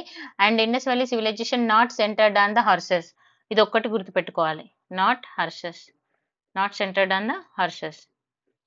తర్వాత ఇంకా మరి ఇక్కడ ఇప్పుడు మనము ఈ అగ్రికల్చర్ ఫీల్డ్ లో ఏమేమి పండించే వాళ్ళు అనేది ఒకటి చూసుకున్నప్పుడు దాంతో పాటు దాని సైట్స్ కూడా మనం చూసుకోవాలి. మరి కొన్ని ఇప్పుడు సైట్స్ ప్లాఫ్ షేర్ సైట్ అనేది, ప్లాఫ్డ్ అనేది ఎక్కడ జరిగింది అని అంటే కాళీబంగన్. ఓకేనా, కాళీబంగన్. ఇవన్నీ మీకు చాలా ఇంపార్టెంట్. అండ్ వాళ్ళు అప్పుడు మరి వ్యవసాయానికి కూడా ఏ పనిముట్లు వాడేవారు అనేది కూడా మనకు చాలా ఇంపార్టెంట్. నేను మీకు డయాగ్రామ్ చూపిస్తాను, చూడండి. అగ్రికల్చర్ తీసుకున్నప్పుడు wheat, barley, rye, peas and ఇలా డిఫరెంట్ గా మనకి చాలా పంటలు ఉన్నాయి. అండ్ మనకి ఎక్కడ కనుక్కున్నారు మిల్లెట్స్ అనేది నేను చెప్పాను, గుజరాత్ లో కనుక్కున్నారు. తర్వాత నెక్స్ట్ మనము ఈ హోల్ గ్రాండ్స్ తీసుకున్నప్పుడు ఏ విధంగా ఉన్నది అనేది ఒకటి అది కూడా చూసుకోవాలి. దాంతో పాటుగా మనకి ఇందాక చెప్పాను, and the bull was recognized according to the representation of the seals of terracotta artifacts. ఇక్కడ బుల్స్ ఉన్నదని రికగ్నైజ్ చేశారు, దేని వల్ల అంటే టెరకోటా ఆర్టిఫాక్ట్ వల్ల. And archaeological conclude that oxen were also utilized the ploughing. వ్యవసాయానికి ఏమేం వాడేవాళ్ళు, ఓన్లీ బుల్స్ మాత్రమే వాడేవాళ్ళ, ఆక్షన్ కూడా వాడేవాళ్ళ అనేది కూడా వీళ్ళు ఇక్కడ చెప్తున్నారు. తర్వాత మేజర్ హరప్పన్ సైట్స్ తీసుకుంటే semi arid regions. Major Harappan sites కూడా ఏ రీజియన్ లో ఉన్నాయండి, సెమీ అరైడ్ రీజియన్, ఇది కూడా చూసుకోవాలి, ఇంపార్టెంట్. తర్వాత కెనాల్ ట్రేస్ అనేది ఎక్కడ డిస్కవరీ చేశారు, ఇందాక చెప్పాను ఓన్లీ ఆఫ్ఘనిస్తాన్ మాత్రం, ఇది అంటే not in Punjab and Sindhu, Afghanistan లో. ఓకేనా, ఇది గుర్తుపెట్టుకోండి. నెక్స్ట్ సో ఇందాక మనం చెప్పుకున్నట్టుగా కాళీబంగన్ అనేది దేన్ని రిప్రజెంట్ చేస్తుంది అని అంటే ఫ్లాఫ్డ్ ఫీల్డ్ గురించి రిప్రజెంట్ చేస్తుంది. అండ్ ఇక్కడ వుడెన్, మనకి ఇప్పుడు వ్యవసాయం చేయడానికి నాగలి అవసరం ఉంటుంది కదా. సో మరి వాళ్ళు అప్పుడు ఏ విధంగా యూజ్ చేసేవాళ్ళు, ఇనుము తోట లేకపోతే వుడెన్ తోట అనేది కూడా మనం చూసుకోవాలి, వుడెన్. ఓకేనా. అండ్ మరి ఇది ఎవరు యూజ్ చేసేవాళ్ళు మోస్ట్లీ దీన్ని, by men only, not women, ఇది గుర్తుపెట్టుకోండి. తర్వాత మనకి ఇక్కడ కొన్ని వాళ్ళు హార్వెస్టింగ్ క్రాప్స్ తీసుకున్నప్పుడు కొన్ని వాళ్ళు యూజ్ చేసిన ఇవి ఏమంటారు పనిముట్లు అని అంటారు కదా. సో అవి ఇక్కడ మీకు రిప్రజెంటేషన్ లో పెట్టాను. నెక్స్ట్ ఇరిగేషన్ ఫెసిలిటీస్ ఏ విధంగా ఉన్నాయి. సో ఇరిగేషన్ అనేది ఏ విధంగా ఉంది అని చూసుకుంటే, అప్పుడు ఇరిగేషన్ అంటే ఏంటంటే వాటర్ ఫెసిలిటీ. ఇప్పుడు అన్ని ప్లేస్ లో వాటర్ ఉండదు, సో అప్పుడు మనకు ఇరిగేషన్ అనేది ఇంపార్టెంట్. సో నాలాస్ కానీ గబర్ బాండ్స్ ఇవన్నీ ఎలా ఉండాలంటే క్లోజ్డ్ బై ద డ్యామ్స్. ఓకేనా, నాలాస్ అంటే తెలుసు కదా. So nalas and gabarbands are closed by dams. Okay. And ఇవేం చేస్తే ఇప్పుడు క్లోజ్ గా ఉంటే ఏమైతే వాటర్ అనేది స్టోర్ అవుతుందా లేదా. సో వాటర్ అనేది స్టోర్ అయ్యేది ఎక్కడ, ఇది మనకి బలూచిస్తాన్ అండ్ ఆఫ్ఘనిస్తాన్, ఈ ఏరియా అనేది పేరు ఇంపార్టెంట్. ఓకేనా. అండ్ కెనాల్స్ తీసుకున్నప్పుడు కెనాల్ ఇరిగేషన్ అనేది absent are not known to them, ఇది కూడా వెరీ ఇంపార్టెంట్. కెనాల్ ఇరిగేషన్ అనేది ఉందా లేదా అని అడుగుతారు. సో అది అబ్సెంట్ అంటే అప్పుడు వాళ్ళకి తెలియదు, అన్నోన్ అన్నట్టుగా. Next food grain production. మరి ఫుడ్ గ్రెయిన్ ప్రొడక్షన్ ఇందాక ఎక్కడ చూసుకున్నాము, మనము గ్రానరీస్ దగ్గర ఫుడ్ గ్రెయిన్ ప్రొడక్షన్ అని అనుకున్నాం. సో అది ఏ విధంగా ఉందో చూద్దాం. సో హరప్పన్ విలేజెస్ తీసుకున్నప్పుడు అక్కడ మనకి near by the flood plains దగ్గర ఉండేది. సో సఫిషియెంట్ ఫుడ్ గ్రెయిన్స్ అనేవి వాళ్ళ దగ్గర మరి ఉన్నాయా లేదా అనేది కూడా మనం చూసుకోవాలి. సో సఫిషియెంట్ ఫుడ్ ఉండగానే రిమైనింగ్ దాన్ని వాళ్ళు స్టోర్ చేసుకునేవాళ్ళు. And at the same time మనకి ఆర్టిషన్స్, మర్చెంట్స్ కూడా ఇప్పుడు ఒకటి సింపుల్‌గా గుర్తుపెట్టుకోండి. ఇప్పుడు మర్చెంట్ అంటే ఏ విధంగా వస్తారు? మన దగ్గర ఉన్నదాన్ని మనం మిగిలితే వేరే వాళ్ళకి ఇస్తాం. వేరే వాళ్ళకి మరి ఫ్రీగా ఇస్తామా? ఇవ్వం. మనకేదైనా కావాలంటే ఎక్స్‌చేంజ్ చేసుకుంటాం. లేదు అనంటే అమ్మేసుకుంటాం కదా! సో, మర్చెంట్ కూడా అప్పుడు ఉండేది. అదొకటి చూసుకోవాలి. తర్వాత అండ్ ఇది ఇంకేమంటున్నా అంటే it don't produce their food. And ఎవరికిచ్చేవాళ్ళు మరి మర్చెంట్స్ అంటే ఇప్పుడు ఎవరైతే ఇప్పుడు నేను పంట పండిస్తున్నా. ఫర్ ఎగ్జాంపుల్ నాకొక 1000 క్వింటాల రైస్ వచ్చింది. ఓకేనా? సో, ఇప్పుడు నేను 1000 క్వింటాల రైస్ నేనేం చేసుకుంటాను? వేరే నాకొక 100 క్వింటాలు సరిపోతుంది. సో, నేను ఇంకా మిగిలిన దాన్ని వేరే వాళ్ళకి ఇచ్చేసుకుంటే నాకు బెనిఫిట్ వస్తుందా? లేదా? మరి వేరే వాళ్ళు ఎవరికిస్తాను? రైస్ పండించని వాళ్ళకి నేనిస్తాను. ఎట్ ద సేమ్ టైమ్ నాకిప్పుడు ఒక ఆనియన్స్ కావాలి. సో, ఆనియన్స్ నేను పండించట్లేదు. సో, అప్పుడు నేను వీళ్ళకి రైస్ ఇచ్చేసి నేను ఆనియన్ తీసుకుంటాను. సో, ఈ విధంగా ఎక్స్‌చేంజ్ ప్రాసెస్ కూడా ఉండేది. ఓకేనా? And at the same time అప్పుడు ఇంకా మనకి కాయిన్ సిస్టమ్ అవన్నీ ఉన్నాయా లేదా అనేది కూడా మనం ఇక్కడ చూసుకోవాలి. నేను ఎక్స్‌ప్లెయిన్ చేస్తాను. ఓకే. అండ్ తర్వాత మనం ఇంకా అదర్ వర్డ్స్ తీసుకున్నప్పుడు సర్ప్లస్ ఆఫ్ ఫుడ్ అనేది ఉండేది. అండ్ ప్రొడక్షన్ మెయిన్‌గా దేన్ని ఎక్కువ ప్రొడ్యూస్ చేసేవాళ్ళంటే వీట్ అండ్ బార్లీ. 2 టైప్స్ ఎక్కువగా ప్రొడ్యూస్ చేసేవాళ్ళు. తర్వాత రాయి, పీ అండ్ డిఫరెంట్ మస్టర్డ్ ఇవన్నీ కూడా ప్రొడ్యూస్ చేసేవారు. తర్వాత లోతల్ తీసుకుంటే rice was produced in 1800 BC. ఈ 2 పాయింట్స్ ఇంపార్టెంట్. ఓకేనా? నెక్స్ట్ ఫుడ్ గ్రెయిన్స్ ఏ విధంగా వాళ్ళు స్టోర్ చేసుకున్నామంటే గ్రానరీస్ యూజ్ చేసేవాళ్ళు. ఇది ఆల్రెడీ చదివేసుకున్నాము. తర్వాత cotton earliest producer were Harappan. ఇది చాలా ఇంపార్టెంట్ గుర్తుపెట్టుకోవాలి. తర్వాత Greeks called it as a sindon. Sindon it's a derived from the Sindhu. ఓకేనా? And because cotton was first produced it. ఇప్పుడు అర్థమైంది ఇక్కడ పాయింట్. ఎందుకు వాళ్ళు సిండోన్ అని పిలిచేవారు? సింధుని సిండోన్ అని పిలిచేవారు. మరి ఎందుకు పిలిచేవారు అనేది కూడా మనకి ఇంపార్టెంట్ అనేది చూసుకోవాలి. ఈ point important. Next domestication of animals మరి ఏముండేవి అనంటే అనిమల్స్ తీసుకున్నప్పుడు మనకి అక్కడ చూడండి oxen, buffalo, goat, sheep, pigs ఇవి చాలా ఇంపార్టెంట్. ఒకసారి ఈ నేమ్స్ గుర్తుపెట్టుకోండి. ఎందుకంటే మనకి ఏదో ఒక నేమ్ ఇచ్చేసి ఇప్పుడు హర్స్ అని ఇస్తాడు. హర్స్ ఉండేదా లేదా అని అంటాడు. ఓకేనా? అట్లా ఇప్పుడు కౌ ఉండేదా లేదా అని అంటాడు. సో, అందుకే మనకు ఉన్నవి గుర్తుపెట్టుకుంటే లేని వాటిని ఈజీగా ఐడెంటిఫై చేసుకోవచ్చు. తర్వాత యానిమల్స్ ఫేవర్డ్ బై హరప్ప. ఏంటండి యానిమల్ ఫేవర్డ్ బై హరప్ప అంటే హంప్డ్ బుల్. ఇది వెరీ వెరీ ఇంపార్టెంట్. నేను దీని గురించి ఎక్స్‌ప్లెయిన్ చేస్తాను. తర్వాత పెట్స్ తీసుకుంటే మరి పెట్స్ ఏముండేవంటే డాగ్స్ మెయిన్‌గా. And cats were also domesticated. Sign of the feet of the both found. And animals తీసుకుంటే animals for beast for burden and camel and ass ఇవన్నీ కూడా ఉండేది. తర్వాత హార్స్ ఎవిడెన్సెస్ అనేది ఎక్కడ కనుక్కున్నారు అనేది ఒకటి గుర్తుపెట్టుకోవాలి. హార్స్ ఎవిడెన్సెస్ ఎక్కడంటే సుర్కోటడా. ఓకేనా? Horse remain 2000 BC. తర్వాత హరప్పన్ కల్చర్ తీసుకున్నప్పుడు ఇట్స్ నాట్ హర్స్ సెంటర్డ్. ఓకేనా?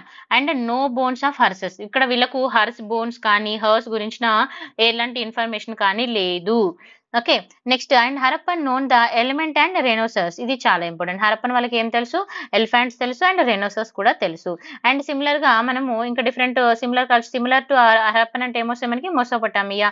సేమ్ అక్కడ కూడా ఫుడ్ గ్రెయిన్స్ ఉన్నవి అండ్ అనిమల్స్ డొమెస్టికేషన్ అనేది కూడా ఉంది. అండ్ ఇంకా తీసుకుంటే డిఫరెన్సెస్ తీసుకుంటే హరప్పన్ అనేది ఇక్కడ చూడండి Harappan in Gujarat produce the rice. ఓకేనా? And domesticated elephant. ఏమున్నాయండి? Domesticated elephant. But it was not in Mesopotamian city. ఇది చాలా ఇంపార్టెంట్. హరప్పాలో ఉంది, మెసోపొటామియాలో లేనిది. ఈ పాయింట్ ఒకటి. ఈ పాయింట్ ఒకసారి మళ్ళీ చదువుకోండి. నెక్స్ట్ టెక్నాలజీ పరంగా తీసుకున్నప్పుడు ఏ విధంగా ఉంది? సో హరప్పన్ కల్చర్ అనేది మనకి it's belongs to the bronze age culture అని అంటాము. అండ్ ఇక్కడ మరి మనకి టూల్స్ ఏం యూజ్ చేశారు అనంటే ఈ టూల్స్ ఎలా తయారు చేసేవాళ్ళు? Made of stone. ఓకేనా? But they also were awareness of the ఇంకా వాళ్ళకి ఏం అవేర్నెస్ ఉంది అనంటే బ్రాంజ్ ఎలా యూజ్ చేయాలో కూడా వీళ్ళకు అవేర్నెస్ ఉంది. Point important. తర్వాత బ్రాంజ్ తీసుకుంటే bronze is a made by the ఇక్కడ చూడండి దీన్ని ఎలా చేసేవారు అనంటే mixing of tin and copper. Tin and copper ని మిక్స్ చేసి బ్రాంజ్ అనేది చేసేవారు. But both were not available locally. ఓకేనా? మరి ఆ రెండు కూడా ఒక దగ్గర లోకల్ గా అవైలబుల్ ఉండేది కాదు. మరి ఎలా చేసేవారు అది కూడా మనం ఇంపార్టెంట్ గా చూసుకోవాలి. Number of bronze stones were less. మనం బ్రాంజ్ స్టోన్స్ తీసుకుంటే చాలా లెస్ గా ఉంటాయి. ఓకేనా? Next copper. మరి కాపర్ ఏ విధంగా యూజ్ చేసేవాళ్ళు? కాపర్ అనేది మనము K3 మైన్స్. మీకు ఐడియా ఉందండి K3 మైన్స్ ఎక్కడ ఉంది? రాజస్థాన్.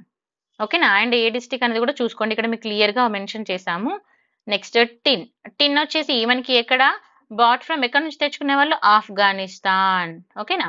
అండ్ ఇది ప్లేస్ అనేది కూడా చూసుకోవాలి. Hazaribagh and Bastar. Next bronze tools discovery తీసుకున్నప్పుడు మనకి హరప్పన్ సైట్ లో లెస్ పర్సెంటేజ్ గా ఉండేది అండ్ బ్రాంజ్ స్మిత్ అనేది కూడా చాలా ఇంపార్టెంట్. ఇది వచ్చేసి important artisan group in Harappan society. ఓకేనా, and it produce the images, axes, saws and అంటే ఇవన్నీ వాళ్ళ ఆయుధాలుగా చెప్పుకోవచ్చు. Next art and crafts. మరి ఆర్ట్ క్రాఫ్ట్ ఏ విధంగా ఉన్నాయో చూద్దాం. So first of all textile. So textile కావాలంటే ఏం ఉండాలండి? కాటన్ ప్రొడ్యూసింగ్ ఉండాలా లేదా? సో కాటన్ ప్రొడ్యూసింగ్ ఉంటే టెక్స్టైల్ ఉంది. టెక్స్టైల్ ఉందంటే కాటన్ ప్రొడ్యూసింగ్ ఉందా లేదా? మనం ఇందాక చదువుకున్నాం. సో ఉంది. So Harappan was earliest produce of cotton. ఇందాకనే చదువుకున్నాము, ఇంపార్టెంట్ అని కూడా చెప్పాను. తర్వాత a piece of woven cotton and has been found in ఎక్కడ కనుక్కున్నారు? మహంజోదరలో కనుక్కున్నారు. ఓకేనా. తర్వాత ఇంకా మళ్ళీ ఇక్కడ స్పిన్నింగ్ అనేది కూడా మనకి స్పిన్నింగ్ అనేది యూజ్ చేసేవాళ్ళు. తర్వాత వాళ్ళ క్లాత్స్ తీసుకున్నప్పుడు వూల్ అండ్ కాటన్ కూడా యూజ్ చేసేవాళ్ళు.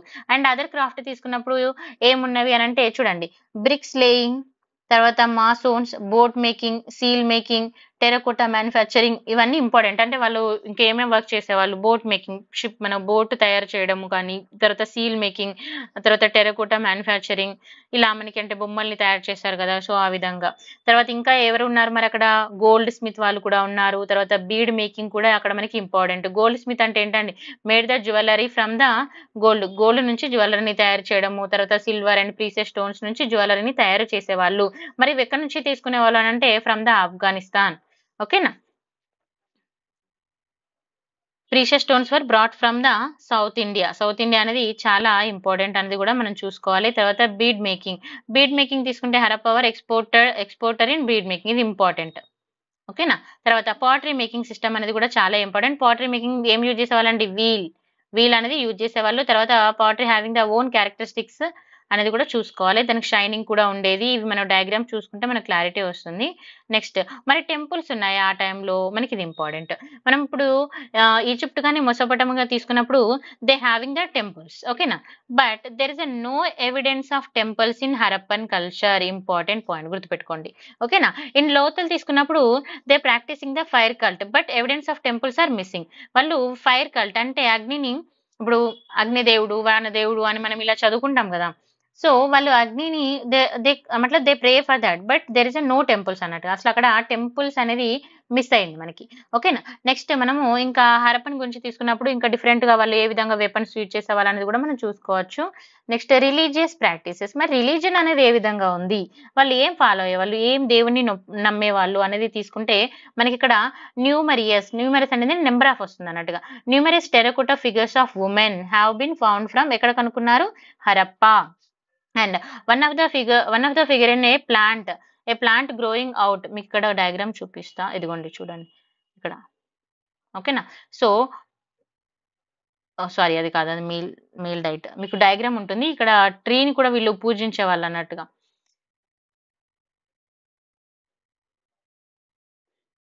అండ్ నెక్స్ట్ ఇంకా మరి ఏం పూజించేవాళ్ళు అని అంటే women representing the earth goddess గా పూజించేవాళ్ళు, గాడీసెస్ గా.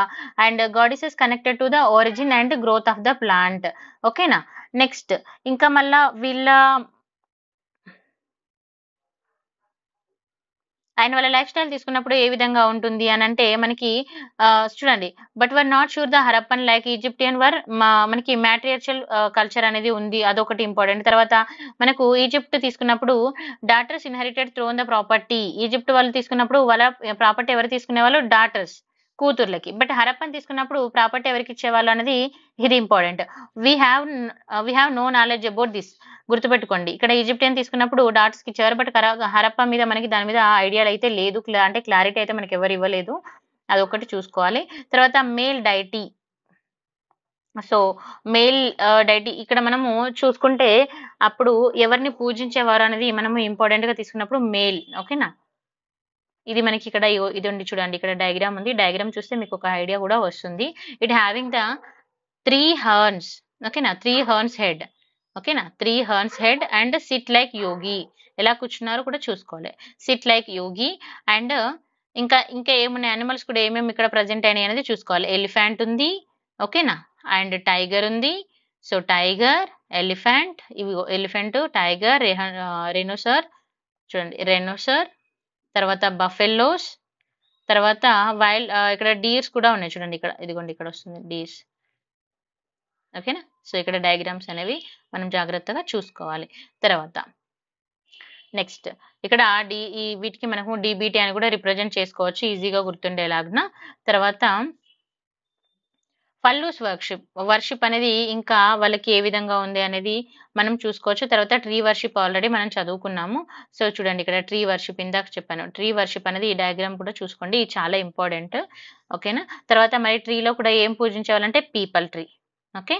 తర్వాత ఎవిడెన్సెస్ ఏమున్నాయి అని అంటే ఇక్కడ మనకి మోస్ట్ ఎవిడెన్సెస్ తీసుకుంటే deity represent on seal in the midst of the branches of the peepal tree. So peepal ట్రీకి మధ్యలో మనకి దేవత ఉన్నట్టుగా చూపిస్తున్నారు అని చెప్తున్నారు. తర్వాత అనిమల్ వర్షిప్ ఏ విధంగా ఉండేది అని తీసుకుంటే అనిమల్ వర్షిప్ తీసుకునేటప్పుడు ఇది కూడా దేని మీద ఉంది, సీల్స్ మీద ఉంది. 1 హార్న్డ్ యూనికార్న్, ఇది చాలా ఇంపార్టెంట్. దీని మీద మీకు మనకి ఎన్వైరన్మెంట్ చదువుకున్నప్పుడు మనకి ఇందులో టాపిక్ వస్తుంది. సో అండ్ దాని యొక్క రిప్రజెంటేషన్ ఏ విధంగా ఉంది, అది ఎండేంజర్ లిస్ట్ లో ఉందా లేకపోతే నార్మల్ దానిలో ఉందా అనేది కూడా మనం చూసుకోవాలి. ఇది చాలా ఇంపార్టెంట్ అండి.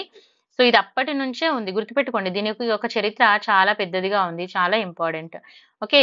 సో మరి దీని వల్ల పూజించేవారు. తర్వాత హంప్డ్ బుల్స్ అంటే ఇది మనకి 1 హార్న్ తర్వాత నెక్స్ట్ ఇంపార్టెంట్ ఏంటంటే హంప్డ్ బుల్స్. ఓకేనా. తర్వాత యానిమల్స్ తీసుకున్నప్పుడు మనం పశుపతి షీల్డ్ మీద తీసుకున్నప్పుడు ఇవి రిప్రజెంట్ అయ్యాయా లేదా అనేది కూడా మీకు ఆల్రెడీ నేను చెప్పాను, జస్ట్ ఒక్కసారి చూసుకోండి సరిపోతుంది. తర్వాత అమ్యులెట్స్. సో అమ్యులెట్స్ తీసుకున్నప్పుడు ఏమేమి ఉన్నాయనంటే అవి జస్ట్ సింపుల్ గా గుర్తుపెట్టుకోండి సరిపోతుంది, ఆల్రెడీ చదివాము. తర్వాత హరప్పన్ స్క్రిప్ట్, మరి హరప్పన్ స్క్రిప్ట్ ఇది ఇంపార్టెంట్. హరప్పన్ స్క్రిప్ట్ తీసుకున్నప్పుడు హరప్ప లైక్ ఎన్షియంట్ మెసోపొటేమియా అని అన్నారు. హరప్పన్ స్క్రిప్ట్ ఏ విధంగా ఉండేది అని అంటే 1 లైన్ వచ్చేసి రైట్ టు లెఫ్ట్, ఇంకొక లైన్ వచ్చేసి లెఫ్ట్ టు రైట్ ఉండేది. ఓకేనా. అండ్ హరప్పన్ స్క్రిప్ట్ వాజ్ ఇది ఒక మిస్టరీ అని చెప్పొచ్చు, because it's not dispersed. Okay.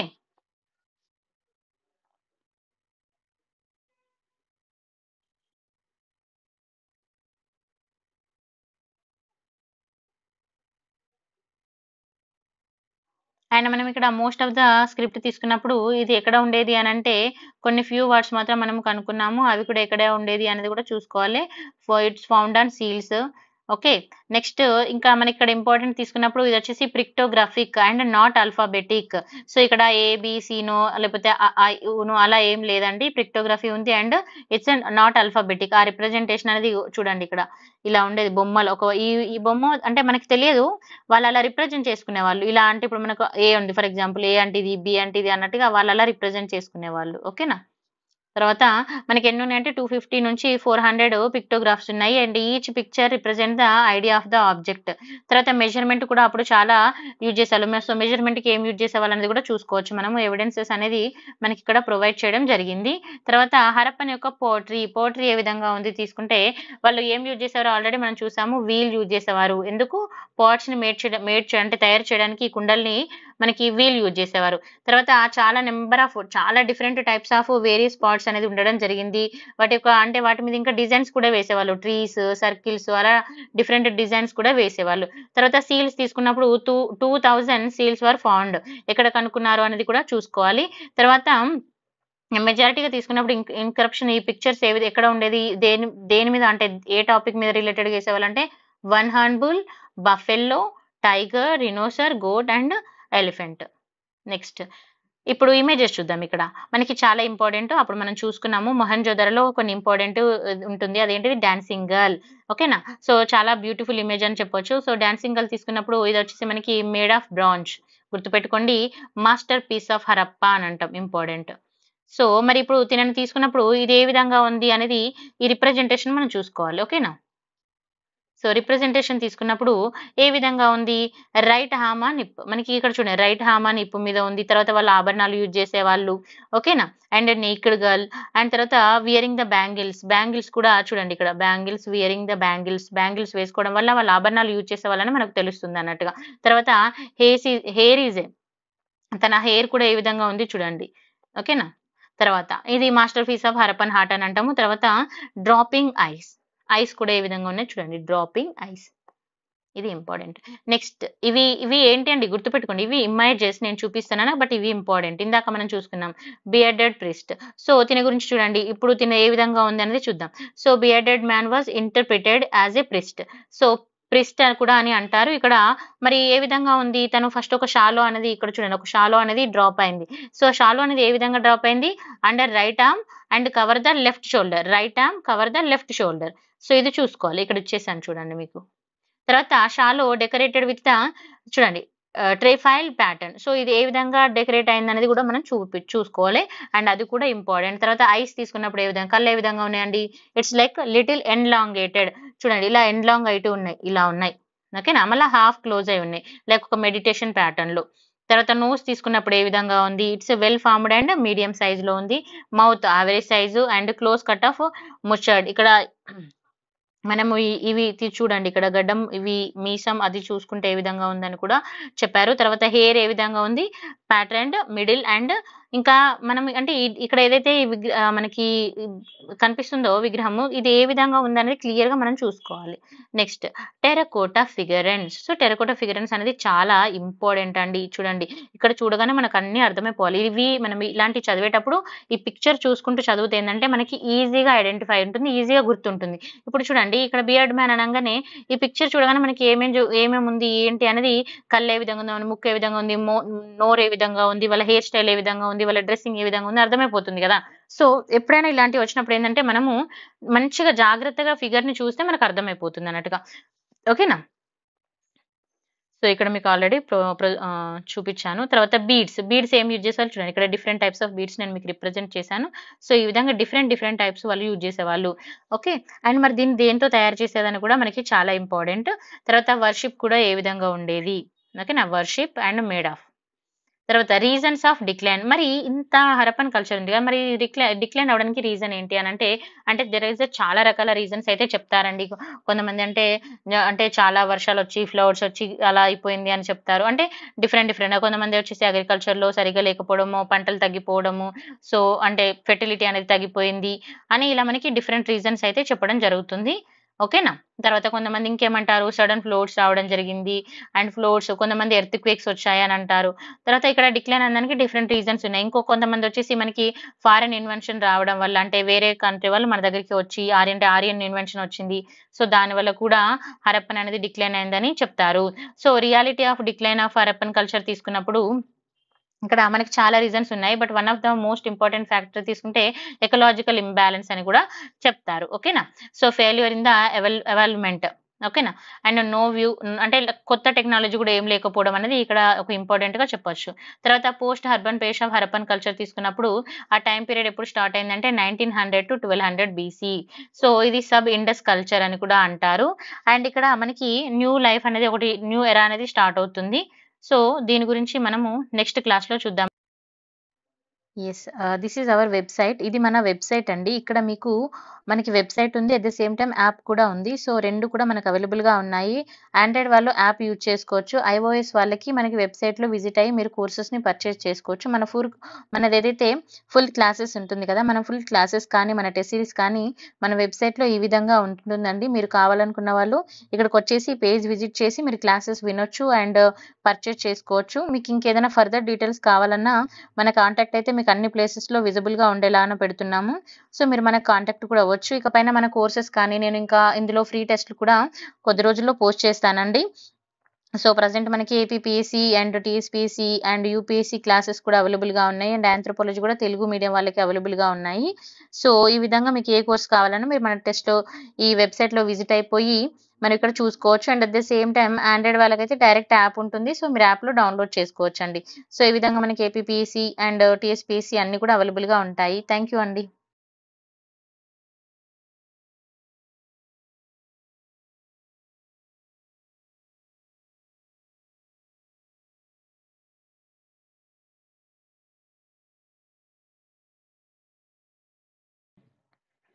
Hello aspirants, welcome to Bhagyalakshmi IAS Institute.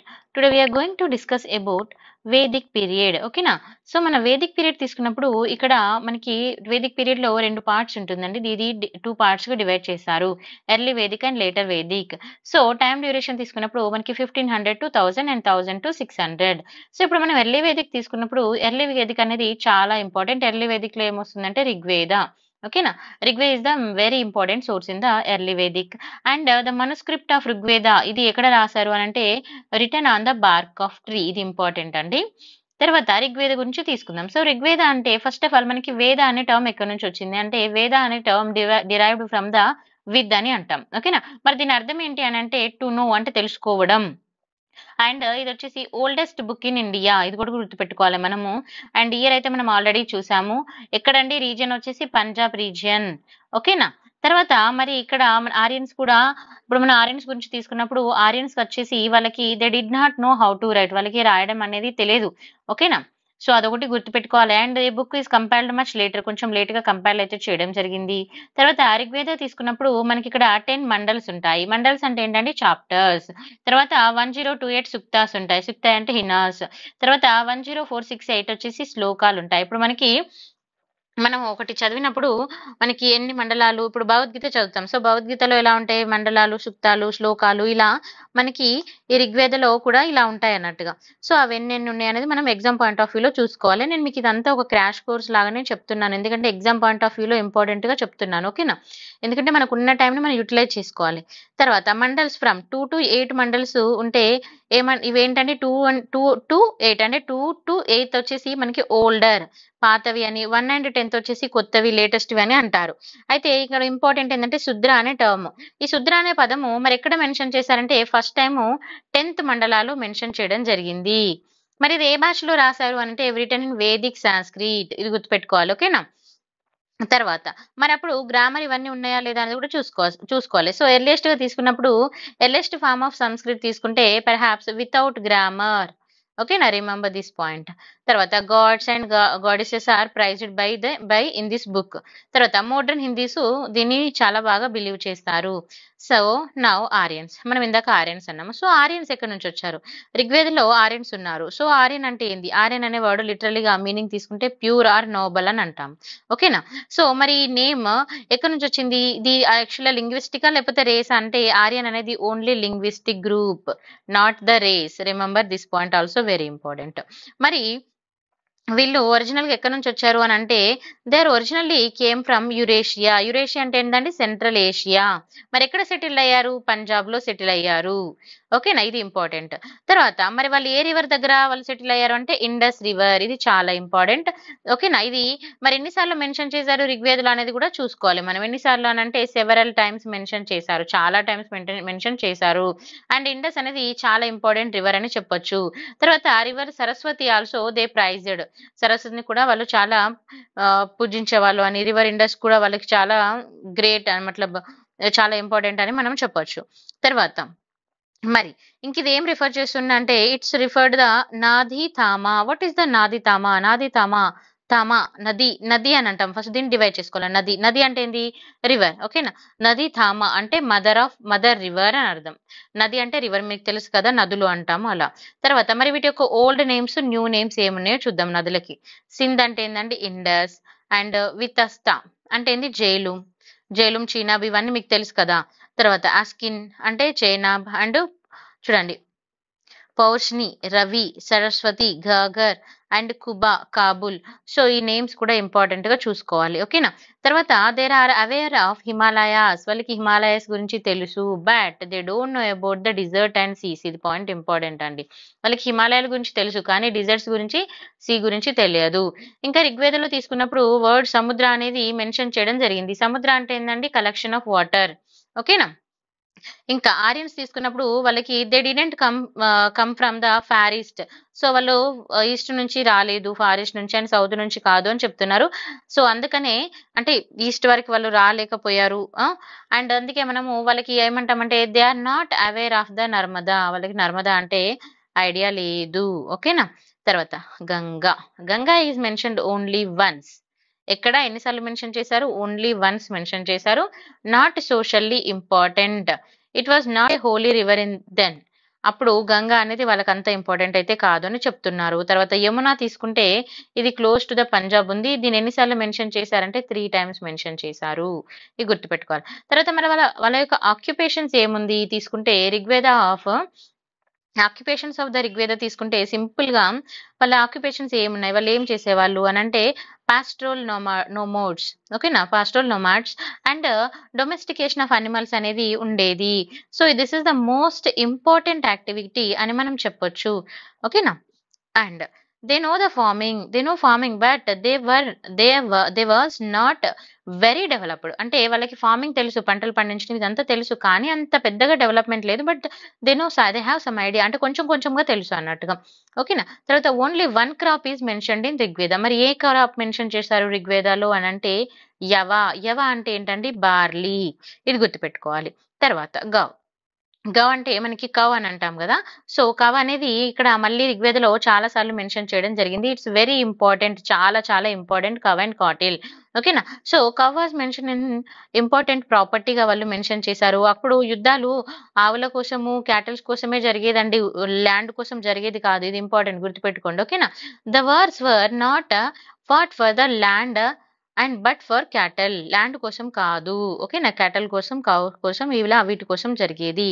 మరి ఇంకా ఇంపార్టెంట్ టర్మ్స్ ఏమున్నాయో తీసుకుందాం. Some important terms mentioned in Rigveda related to, important terms ఋగ్వేదలో మెన్షన్ చేసినవి ఏంటి అని అంటే గవిస్తి. సో గవిస్త అంటే ఇది search and conflict for the cow. గవిస్తి అంటే ఏంటి, సెర్చ్ చేయడం, దేనికోసం, ఫర్ ద కౌ. తర్వాత గోధూలి. గోధూలి అంటే ఏంటండి, ఈవినింగ్ టైంలో మనకి ఆవులు తిరిగి వస్తాయి కదా, సో అదన్నట్టుగా. సో చూడండి, evening time when cow use to return their shed and measuring the time, అంటే వాళ్ళు ఆవులు తిరిగి వచ్చే టైంని బట్టి వాళ్ళు టైంని మెజర్ చేసుకునే వాళ్ళు. అప్పుడు మనకి వాచెస్ లేదు కదా అండి. సో తర్వాత దుతిత్ర. సో వాట్ ఇస్ ద దుతిత్ర? దుతిత్ర అంటే మిల్కర్ ఆఫ్ ద కౌ, ఓకేనా. తర్వాత గవ్యంతి. గవ్యంతి అంటే ఏంటంటే మనము ఇప్పుడు కవ్ ఎంత దూరం డిస్టెన్స్ నడిచింది అనేది ఉంటుంది కదా, ఆ డిస్టెన్స్ ట్రావెల్డ్ ని మనము గవ్యంతి అని అంటాం. So distance travelled by the curve in a day, అంటే ఒక రోజులో, ఆ డేలో తను ఎంత డిస్టెన్స్ ట్రావెల్ చేసింది అనే దాన్ని బట్టి measure of the distance measure చేసుకునే వాళ్ళు అప్పుడు. తర్వాత అగన్య. అగన్య అంటే not not to be killed, చంపబడకూడదు, ఓకేనా. తర్వాత మెనీ హిస్టారియన్స్ హ్యావ్ ద గోధాన్. గోధన అనే టర్మ్ అనేది ఇది ఇంపార్టెంట్. సో ఈ టర్మ్ ఎలా రిఫర్ చేశారు అనేది కూడా మనం చూసుకోవచ్చు. ఇది ఏ చాప్టర్ లో, లేటర్ ఋగ్వేదలో మెన్షన్ చేయడం అయితే జరిగింది. ఏమని, cows not to be killed, ఇది ఇంపార్టెంట్ అండి, ఓకేనా. తర్వాత Rigveda mention the certain occupations, కొన్ని ఆక్యుపేషన్స్ ని మెన్షన్ చేశారు ఋగ్వేదాలో. సో అవేంటి అనంటే carpenters, leather workers, chariot makers and porters and weavers. అంటే ఏంటంటే కార్పెంటర్ వర్క్ చేసేవాళ్ళు, లేదర్ వర్క్ చేసేవాళ్ళు, తర్వాత పోట్రీ వర్క్ చేసేవాళ్ళు, బట్టలు నేర్చేవాళ్ళు, ఇలాంటి అన్ని కూడా ఏమేమి ఉన్నాయో వాళ్ళు మెన్షన్ చేశారు. అండ్ ఇంకోటి ఏంటంటే they don't have a clarity about the trade, అంటే ట్రేడ్ మీద వాళ్ళకి పెద్ద క్లారిటీ అయితే లేదు. So no clear evidence of trade, మనకు ఎవిడెన్స్ కూడా లేదు. లైక్ ఇప్పుడు మనకి ఇండస్ వ్యాలీ తీసుకున్నప్పుడు మనకి ఎవిడెన్సెస్ ఉన్నాయి, బట్ ఋగ్వేదలో తీసుకున్నప్పుడు ఎవిడెన్సెస్ లేదు, ఓకేనా. తర్వాత ఇంకోటి తీసుకుంటే Aryans introduced a new mode of transport ని వాళ్ళు ఇంట్రడ్యూస్ చేశారు. అదేంటంటే the chariot run by the horses. మనము ఇవి ఉంటాయి కదా ఇప్పుడు రథాలు అలా, సో దేంతో నడిపేవాళ్ళు అనేది కూడా మనం చూసుకోవాలి. రథాలు ఏం యూజ్ చేసేవాళ్ళు, గుర్రాలని యూజ్ చేసేవాళ్ళు. తర్వాత పొలిటికల్ ఆర్గనైజేషన్. పొలిటికల్ గా తీసుకున్నప్పుడు మరి ఏ విధంగా ఉంది అని అంటే ఆరియన్స్ అనేది grouped into the tribe based on the cattle. So వాళ్ళు ఒక గ్రూప్ ఆఫ్ పీపుల్ గా నివసించే వాళ్ళు, బేస్డ్ ఆన్ దేని బట్టి అంటే బేస్డ్ ఆన్ ద క్యాటిల్, ఓకేనా. మరి వాళ్ళని ఏమని పిలిచేవాళ్ళు ఏంటి అనేది చూసుకుందాం.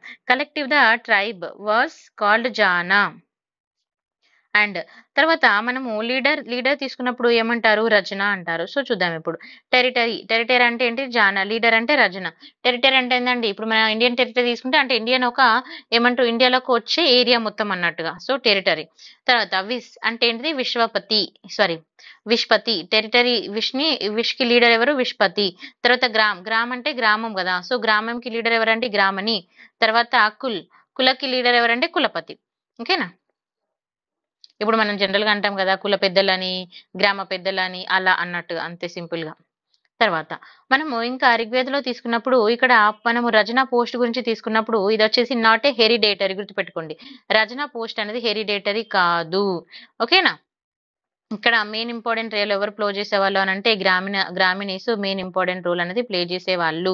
తర్వాత హైయెస్ట్ పొలిటికల్ యూనిట్ ఏంటి అని అంటే జానా ఆర్ ట్రైబ్, ఇది గుర్తుపెట్టుకోండి. తర్వాత రచన మరి ఎవరు అసిస్ట్ చేసేవాళ్ళు అని అంటే సేనాపతి. సేనాపతి అంటే ఎవరండి, హెడ్ ఆఫ్ ద ఆర్మీ, ఓకేనా. అండ్ పురోహిత్ అంటే ఏంది, chief adviser of the king, very important role అన్నట్టుగా. అప్పుడు వాళ్ళు చెప్తే వాళ్ళు వేదంలాగా ఫాలో అయిపోయే వాళ్ళు అన్నట్టుగా, ఓకేనా. తర్వాత the Rachana also associated the sum other tribal assemblies, కొన్ని అదర్ ట్రైబల్ వాళ్ళతో కూడా వీళ్ళు అసెంబ్లీ అయ్యేవారు. విదాతి, సభ, సమితి, ఓకేనా. విదాతి అంటే మనకి ఓల్డెస్ట్ అసెంబ్లీ అని, సభ అంటే అసెంబ్లీ ఆఫ్ ద బ్రాహ్మణ్స్, ఇందులో మెన్స్ ఉమెన్, ఇందులో కూడా ఆడవాళ్ళు మగవాళ్ళు అన్నిట్లలో ఆడవాళ్ళు మగవాళ్ళు పార్టిసిపేట్ అయ్యేవాళ్ళు. సమితిలో కూడా, సమితి అంటే విలేజ్ అసెంబ్లీ, విలేజ్ లో కలవడం. తర్వాత రచన తీసుకుంటే, రచన అంటే చూడండి ఇక్కడ రచన, వాళ్ళు ఏం చేసేవాళ్ళు రచన అంటే, దే కలెక్టెడ్ గిఫ్ట్, అంటే లైక్ ఏదైనా ట్యాక్స్ లాగా అలా గిఫ్ట్ ని కలెక్ట్ చేసుకునే వాళ్ళు. It is known as a బాలి అని అంటాం. ఎవరి దగ్గర నుంచి, పీపుల్స్ దగ్గర నుంచి. And there is a no separate office for tax collection and administration justice, ఇది ఇంపార్టెంట్, ఓకేనా. మనం ఇక్కడ స్టేటస్ ఆఫ్ ఉమెన్ తీసుకున్నప్పుడు వేదిక్ పీరియడ్ టైంలో మనకి Vedic period, then later Vedic తీసుకున్నప్పుడు వేదిక్ పీరియడ్ టైంలో చాలా మంచిగా ఉండేదని చెప్పొచ్చు. తర్వాత రిలీజియన్ అండ్ ఫెయిత్, మరి వాళ్ళకి రిలీజియన్ ఫెయిత్ ఏ విధంగా ఉంది అని అంటే, మోస్ట్లీ దే బిలీవ్డ్, కొంత అంటే వాళ్ళు ఎట్లా అని అంటే, they believed only one god, ఒకటే దేవుడు అని నమ్మేవాళ్ళు. One god as evidence of Rigveda, ఓకేనా. ఎవ ఏక ద్విత్య, ఏకాదిత్వ, ద్విత్య అంటే ఏంటంటే he is a one and not two, only ఒకటే దేవుడు అని చెప్పేవాళ్ళు, ఓకేనా. సో అండ్ ఇంకా వాళ్ళు ఏం బిలీవ్ చేశారంటే, ఫార్మ్లెస్ గాడ్ అంటే దేవునికి రూపం లేదు, నా ప్రతిమ, నా ప్రతిమ అస్తి అంటే రూపం లేనిది అని అర్థం వస్తుంది, ఓకేనా. మతలబ్ he has a no image. And overall గా 33 అదర్ గాడ్ అండ్ గాడెసెస్ ని పూజించే వాళ్ళు. మరి ఇంపార్టెంట్ గాడ్స్ ఏమున్నాయో చూద్దాం. సో ఇంపార్టెంట్ తీసుకున్నప్పుడు ఇక్కడ మనకి ఇంద్ర చాలా ఇంపార్టెంట్. ఇంద్ర అంటే ఏంటంటే rain and destroy of forts, weapons, తన వెపన్ ఏంటి, థండర్ బెల్ట్, మీ అందరికీ తెలుసు. తర్వాత అగ్ని అంటే ఏంది, గాడ్ ఆఫ్ ఫైర్. తర్వాత వరుణ అంటే ఏంది, గాడ్ ఆఫ్ వాటర్. ఇక్కడ ఈ రెండిటి కన్ఫ్యూజ్ అవ్వద్దు, ఓకేనా. తర్వాత సోమ, గాడ్ ఆఫ్ ప్లాంట్స్. పృథ్వీ, భూమి, గాడ్ ఆఫ్ ఎర్త్. గాడెసెస్, భూమాత అంటాం కదా. Usha, goddesses of morning and one. And Aditi, mother of goddesses. Vishnu, son of God. ఇది ఇంపార్టెంట్, ఓకేనా.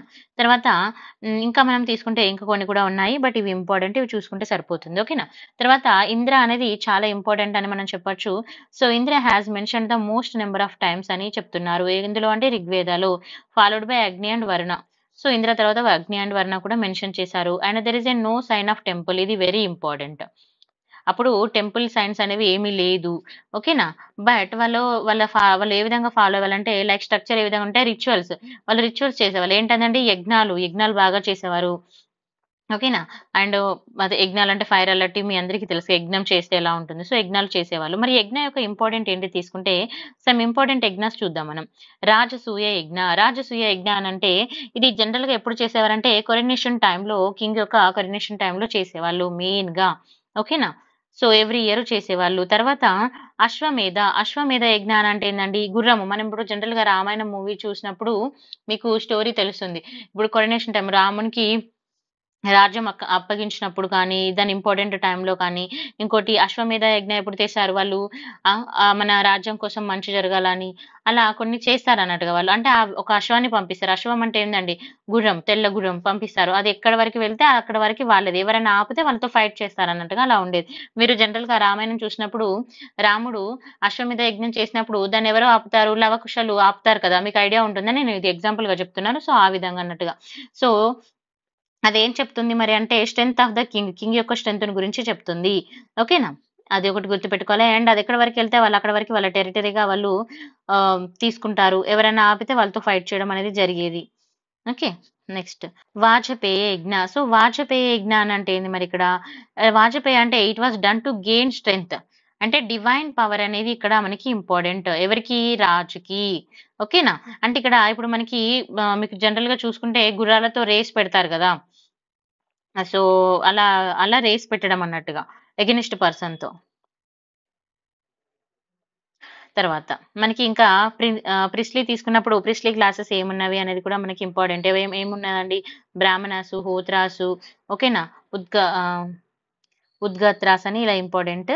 ఇదంతా మనకి ఋగ్వేదలో వస్తుంది. తర్వాత లేటర్ వేదిక్ పీరియడ్ తీసుకున్నప్పుడు there is a number of yajnas అంటే ఇంకా ఋగ్వేద కంప్లీట్ అవ్వలేదు, బట్ లేటర్ వేదికలో there is a number of yajnas, sacrifices అనేవి చాలా పెరిగాయని చెప్తున్నారు. ఓకేనా. తర్వాత ఇంకా ఇక్కడ తీసుకున్నప్పుడు మరి డామినేషన్ ఎవరిదా ఉండేది అని అంటే బ్రాహ్మణ్స్ యొక్క డామినేషన్ అయితే ఉండేదని చెప్తున్నారు. నెక్స్ట్ నియోగ. నియోగ అంటే ఏందండి? Absence of child. ఇది ఇంపార్టెంట్. ఇది టర్మినాలజీ యాక్చువల్‌గా. అంటే ఇప్పుడు ఒక అమ్మాయికి పెళ్లయింది. అమ్మాయికి పిల్లలు పుట్టలేదు. సో, ఒకవేళ తన హస్బెండ్ కానీ ఒకవేళ ఆహ్, చనిపోతే తన తనని సేమ్ తన ఇంట్లో ఉన్న తన బ్రదర్ ఇన్ లా ఉంటారు కదా! లైక్ బావ, మరుదులు అంటారు కదా! సో, వాళ్ళతో కలిసి ఉండడానికి వాళ్ళు ఒప్పుకునేవాళ్ళన్నట్టు. Widow was allowed to leave with her brother in law. ఓకేనా. తర్వాత పాలిగామి. పాలిగామి ప్రాక్టీస్ చేసేవాళ్ళు. పాలిగామి అంటే ఏంది? The evidence of both polygamy. A man having the multiple wives. ఒక ఒక పర్సన్‌కి ఒక మేల్ పర్సన్‌కి there is a number of wives అన్నట్టుగా. పాలియాండ్రీ అంటే women having the number of husband. వుమెన్‌కి కూడా నంబర్ ఆఫ్ హస్బెండ్స్ ఉండేవాళ్ళు. అలా. తర్వాత ఇది ఇక్కడ వరకు మనకి వేదిక్ పీరియడ్. అందులో early Vedic complete. Come to the later Vedic period. ఇది ఎప్పుడండి? 1000 నుంచి 600 వరకు జరిగింది. సో, ఇక్కడ తీసుకుంటే source to understand the later Vedic period. So, later Vedic period యొక్క సోర్సెస్ ఏంటి అంటే ఆర్కియాలాజికల్ అండ్ లిటరసీ సోర్సెస్ అనేవి ఉన్నవి. సో, ఆర్కియాలాజికల్ సోర్సెస్ తీసుకున్నప్పుడు మనకి ఇక్కడ మెయిన్ ఇంపార్టెంట్ సోర్సెస్ మీకు రాసాను చూడండి. అత్రంజికేట్ అండ్ హస్తినాపూర్ అండ్ అచి sorry Ahichhatra and Noh and Noh. ఇవి మనకి ఇంపార్టెంట్ సోర్సెస్ అని చెప్పొచ్చు. మరి ఇవన్నీ ఎక్కడ కనుక్కున్నారు అంటే వెస్టర్న్ యూపీలో. అది ఎక్కడ? హర్యానాలో కూడా కనుక్కున్నారు.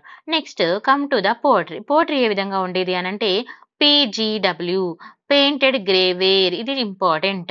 మరి ఇవి ఎక్కడ కనుక్కున్నారు? వెస్టర్న్ యూపీలో కనుక్కోవడం జరిగింది. ఇవన్నీ సోర్సెస్ లో చెప్తున్నాను మీకు, ఇంకా కంటెంట్ లో కాదు. తర్వాత గ్రెయిన్స్, బార్లీ, వీట్, రైస్ ఇవి ఎవిడెన్సెస్ అని చెప్పొచ్చు. మన ఋగ్వేదలో ఏమున్నాయండి? ఓన్లీ 1 ఉంది. గుర్తుపెట్టుకోండి. ఓకేనా. తర్వాత మరి టూల్స్ ఏం యూజ్ చేశారంటే 1000 బీసీ టైంలో వాళ్ళు ఎలాంటి టైప్ ఆఫ్ టూల్స్ అనేది యూజ్ చేశారనేది కూడా మనం చూసుకోవచ్చు. మెయిన్‌గా వాళ్ళ మెటల్స్ అనేవి ఐరన్‌తో వాళ్ళు వాడేవాళ్ళు. And weapons and agriculture tools were made of iron అది గుర్తుపెట్టుకోండి.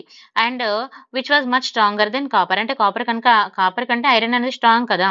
సో, అదే చెప్తున్నారు. తర్వాత లిటరసీ సోర్సెస్ ఏమున్నవి అనంటే మనకి ఇక్కడ లిటరసీ సోర్సెస్ అనేవి చాలా ఇంపార్టెంట్. మరి అవి ఎక్కడ కనుక్కున్నారు? అప్పర్ గంగైటిక్ బేసిన్ ఇండస్ వ్యాలీలో. అవి ఒకసారి మనం ఏంటో చూద్దాం. ఇంకా ఫర్దర్‌గా వస్తుంది. తర్వాత యజుర్వేద. ఇప్పుడు యజుర్వేద అంటే మనం ఇందాక చెప్పుకున్నాం గదా! ఇది ఎందులో వస్తుంది? లేటర్ వేదిక్‌లో వస్తుంది. సో, యజుర్వేద వచ్చేసి మనకి సెకండ్ వేద to compose the after the Rigveda. Rigveda తర్వాత కంపోజ్ చేసింది ఏంటండి? యజుర్వేద.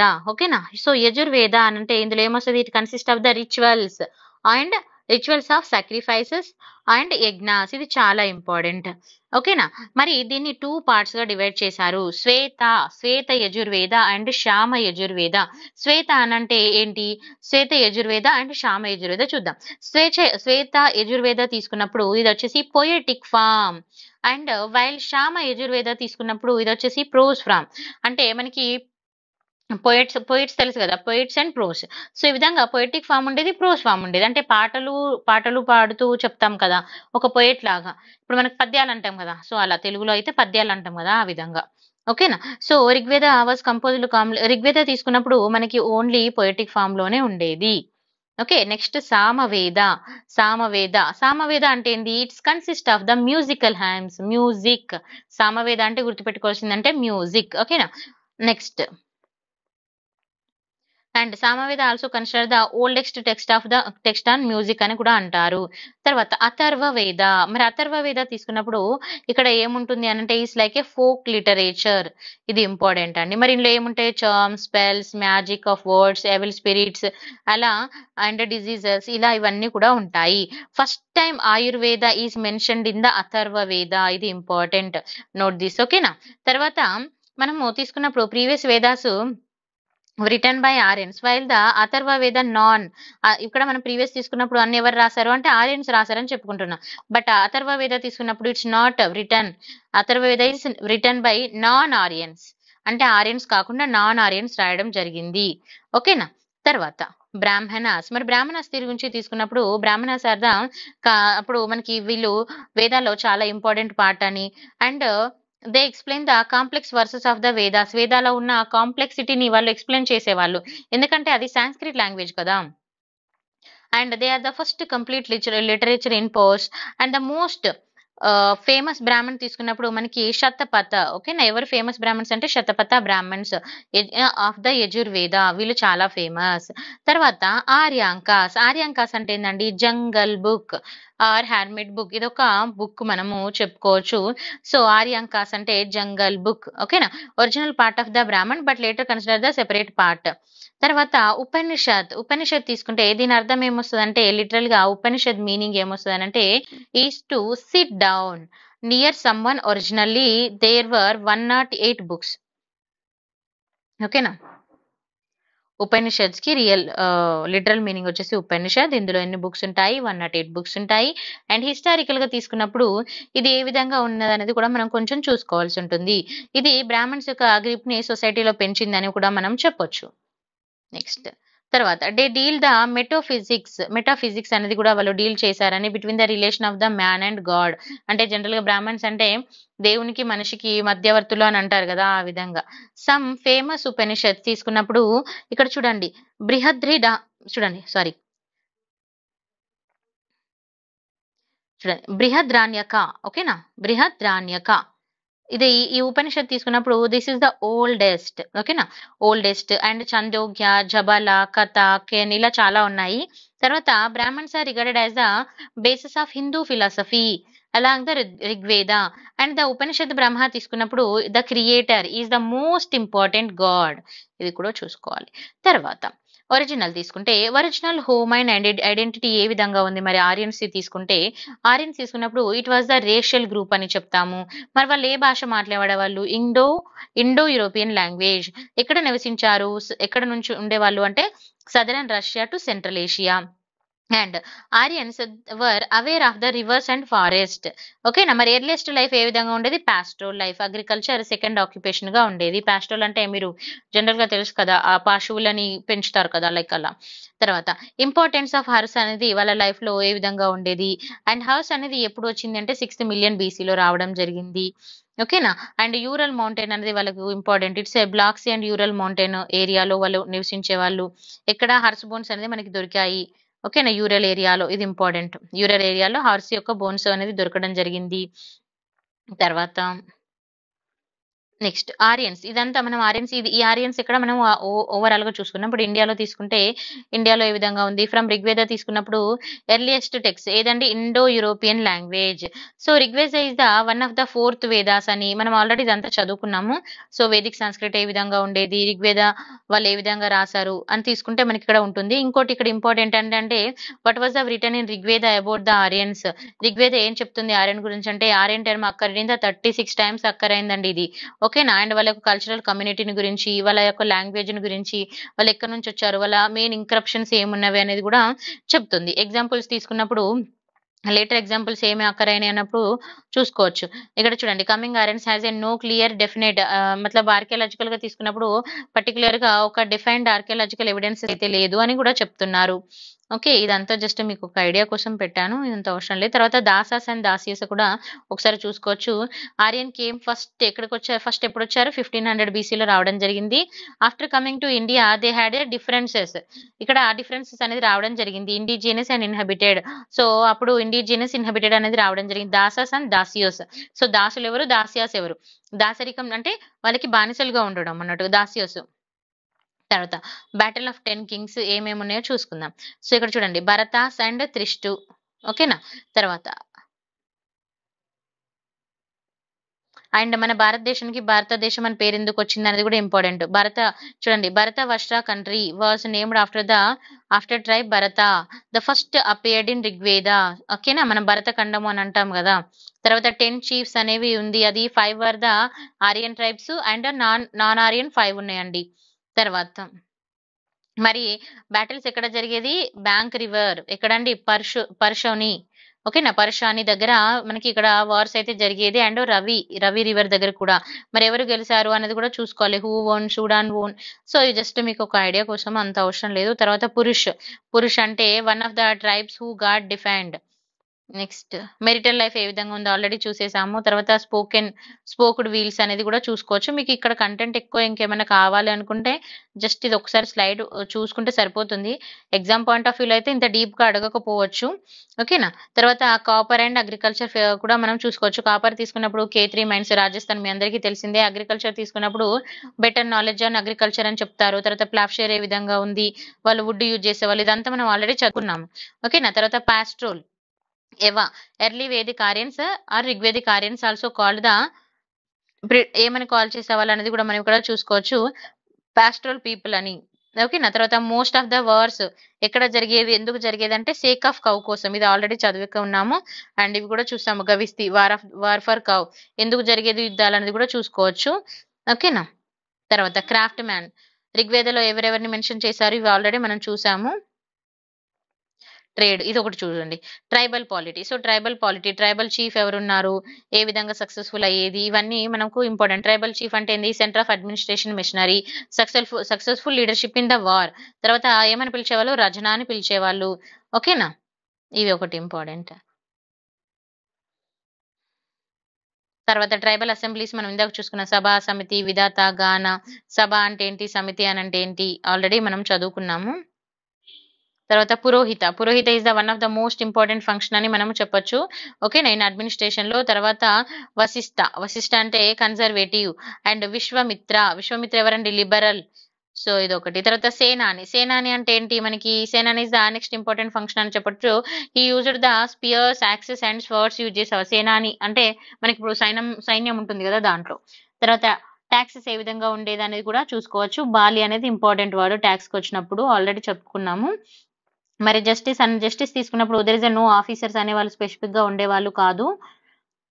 తర్వాత అఫీషియల్స్ తీసుకున్నప్పుడు మనకి వ్రజపతి అని అంటే ఎవరు అని అంటే అదొక్కటి మనం చూసుకోవాలి. వ్రజపతి అంటే officer who enjoy with over the large land, ఎక్కువ ఎవరికి ల్యాండ్ ఉంటుంది సో వాళ్ళు. ఓకేనా. తర్వాత కులపాస్ హెడ్ ఆఫ్ ద ఫ్యామిలీ, గ్రామాని అంటే head of the fighting group. ఓకేనా. తర్వాత ఆర్మీ తీసుకున్నప్పుడు they did not mention any regular and standing army, ఎలాంటి రెగ్యులర్ స్టాండింగ్ ఆర్మీ అయితే లేదు. ట్రైబల్ ఫ్యామిలీ తీసుకున్నప్పుడు అక్కడ జానా ఇందాక చెప్పుకున్నాం, జానా విసా అండ్ ఇలా మనం చెప్పుకున్నాం. సో జానా అంటే కిన్షిప్. ఓకేనా. సో దీని యొక్క సోషల్ స్ట్రక్చర్ అనేది ఇంపార్టెంట్. అండ్ ఇక్కడ మెన్ తీసుకున్నప్పుడు మెన్ వచ్చేసి identified by his clan. So తన క్లేన్ ని బట్టి ఐడెంటిఫై అయ్యేవాళ్ళు. ట్రైబల్ ని ఏమని పిలిచామంటే tribe was called as the Jana. ఓకేనా. సో ఇది. అండ్ నెంబర్ ఆఫ్ ట్రైబల్స్ ఎంతమంది మెన్షన్ చేశారు ఏంటి అనేది మీ ఇక్కడ ఎక్స్ట్రా కంటెంట్ ఇచ్చాను, మీకు ఇంపార్టెంట్ అనుకుంటే మీరు ఒకసారి చూసుకోవచ్చు. ఓకేనా. తర్వాత మనకి విస్ తీసుకున్నప్పుడు ఇది వచ్చేసి అనదర్ నేమ్ ఆఫ్ ట్రైబ్ అని అంటాము. ఇది ఎన్నిసార్లు మెన్షన్ చేశారు అంటే open 170 times it's mentioned in Rigveda. So Vis was the divided into many grama. ఓకేనా. తర్వాత వార్ అండ్ సంగ్రామ, వారం సంగ్రామ తీసుకున్నప్పుడు ఏంటి, ఇది మనకి యుద్ధాలు జరిగే ప్లేసెస్ అన్నట్టుగా. తర్వాత ఫ్యామిలీ, కుల. ఓకేనా. గృహ, కుల అంటే ఏంది, ద టర్మ్ ఫర్ ఫ్యామిలీ కోసం యూజ్ చేసేవాళ్ళు. It was rarely mention in the Rigveda. తర్వాత గృహ, the term was used in family and ever term. తర్వాత ఫాదర్ అంటే హెడ్ ఆఫ్ ద ఫ్యామిలీ, ఇది అందరికీ తెలిసిందే. తర్వాత ఉమెన్ గురించి కూడా స్పెషలైజేషన్ అయితే ఇది ఒక్కసారి మనం మంచిగా ఒక రీడింగ్ చేసుకుంటే సరిపోతుంది. ఓకేనా. తర్వాత మ్యారేజ్ ఇన్స్టిట్యూషన్స్ ఏ విధంగా ఉన్నవి అనేది కూడా మనం జస్ట్ చూసుకోవచ్చు. మీకు ఒక ఐడియా ఉండడం కోసము, ఇదంతా డీప్ గా అయితే అడగరు ఇక్కడ క్వశ్చన్స్, బట్ ఒక ఐడియా ఉండడం కోసం చూసుకోవచ్చు. తర్వాత సోషల్ డివిజన్స్ ఏ విధంగా ఉన్నవి అనేది కూడా మనం చూసుకోవచ్చు. ఇది అందరికీ తెలిసిందే. మనకి ఎందుకంటే అప్పుడు ఈ వర్ణాలు కులాలు అని కొంచెం ఉండేది కాబట్టి ఇది కొంచెం చూసుకుంటే సరిపోతుంది. సో దిస్ ఈజ్ ఎనఫ్ అండి, ఇంతకంటే ఎక్కువ అవసరం లేదు వేదాస్ గురించి. Thank you so much.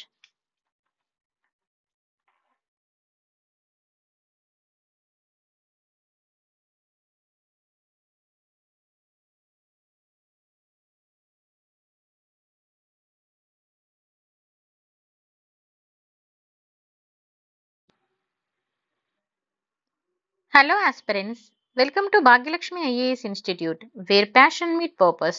ఈ రోజు మనము మహాజానపదాస్ గురించి డిస్కస్ చేద్దామండి. సో ఇంతకు ముందు మనం ఏన్షియంట్ హిస్టరీలో వేదాసు, బుద్ధిజం, జైనిజం, ఐవీసీ అన్ని డిస్కస్ చేసాము. ఈ రోజు మన టాపిక్ వచ్చేసి మహాజానపదాస్. ఎగ్జామ్ పాయింట్ ఆఫ్ వ్యూలో మనకి యూపీఎస్సీ గానీ, టీఎస్పీఎస్సీ, ఏపీపీఎస్సీ, సో ఇలా ఏ విధమైన స్టేట్ ఎగ్జామ్ కైనా కూడా చాలా ఇంపార్టెంట్ టాపిక్.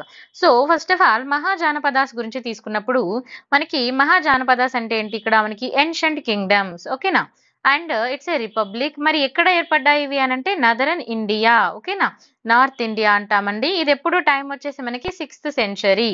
ఓకే, ఇప్పుడు మహాజానపదాస్, మరి ఈ టర్మ్ యొక్క అర్థం ఏంటి అని అంటే మీనింగ్ గ్రేట్ కింగ్డమ్స్, ఓకేనా, ఆర్ గ్రేట్ గ్రేట్ స్టేట్స్ అని కూడా అంటారు. మరి ఇది ఏ టైంలో? 6th సెంచరీ, ఓకేనా. అండ్ దీన్ని సెకండ్ అర్బనైజేషన్ అని అంటారు. మరి ఫస్ట్ అర్బనైజేషన్ ఏంటండి? మనకి ఇండస్ వ్యాలీ సివిలైజేషన్, ఓకేనా. అంటే మనకి ఇండస్ వ్యాలీ తర్వాత మళ్ళీ అంతా అర్బనైజేషన్ గ్రేట్ గా ఎక్కడ వచ్చింది అని అంటే ఇక్కడ మన 6th సెంచరీలో అని చెప్పొచ్చు.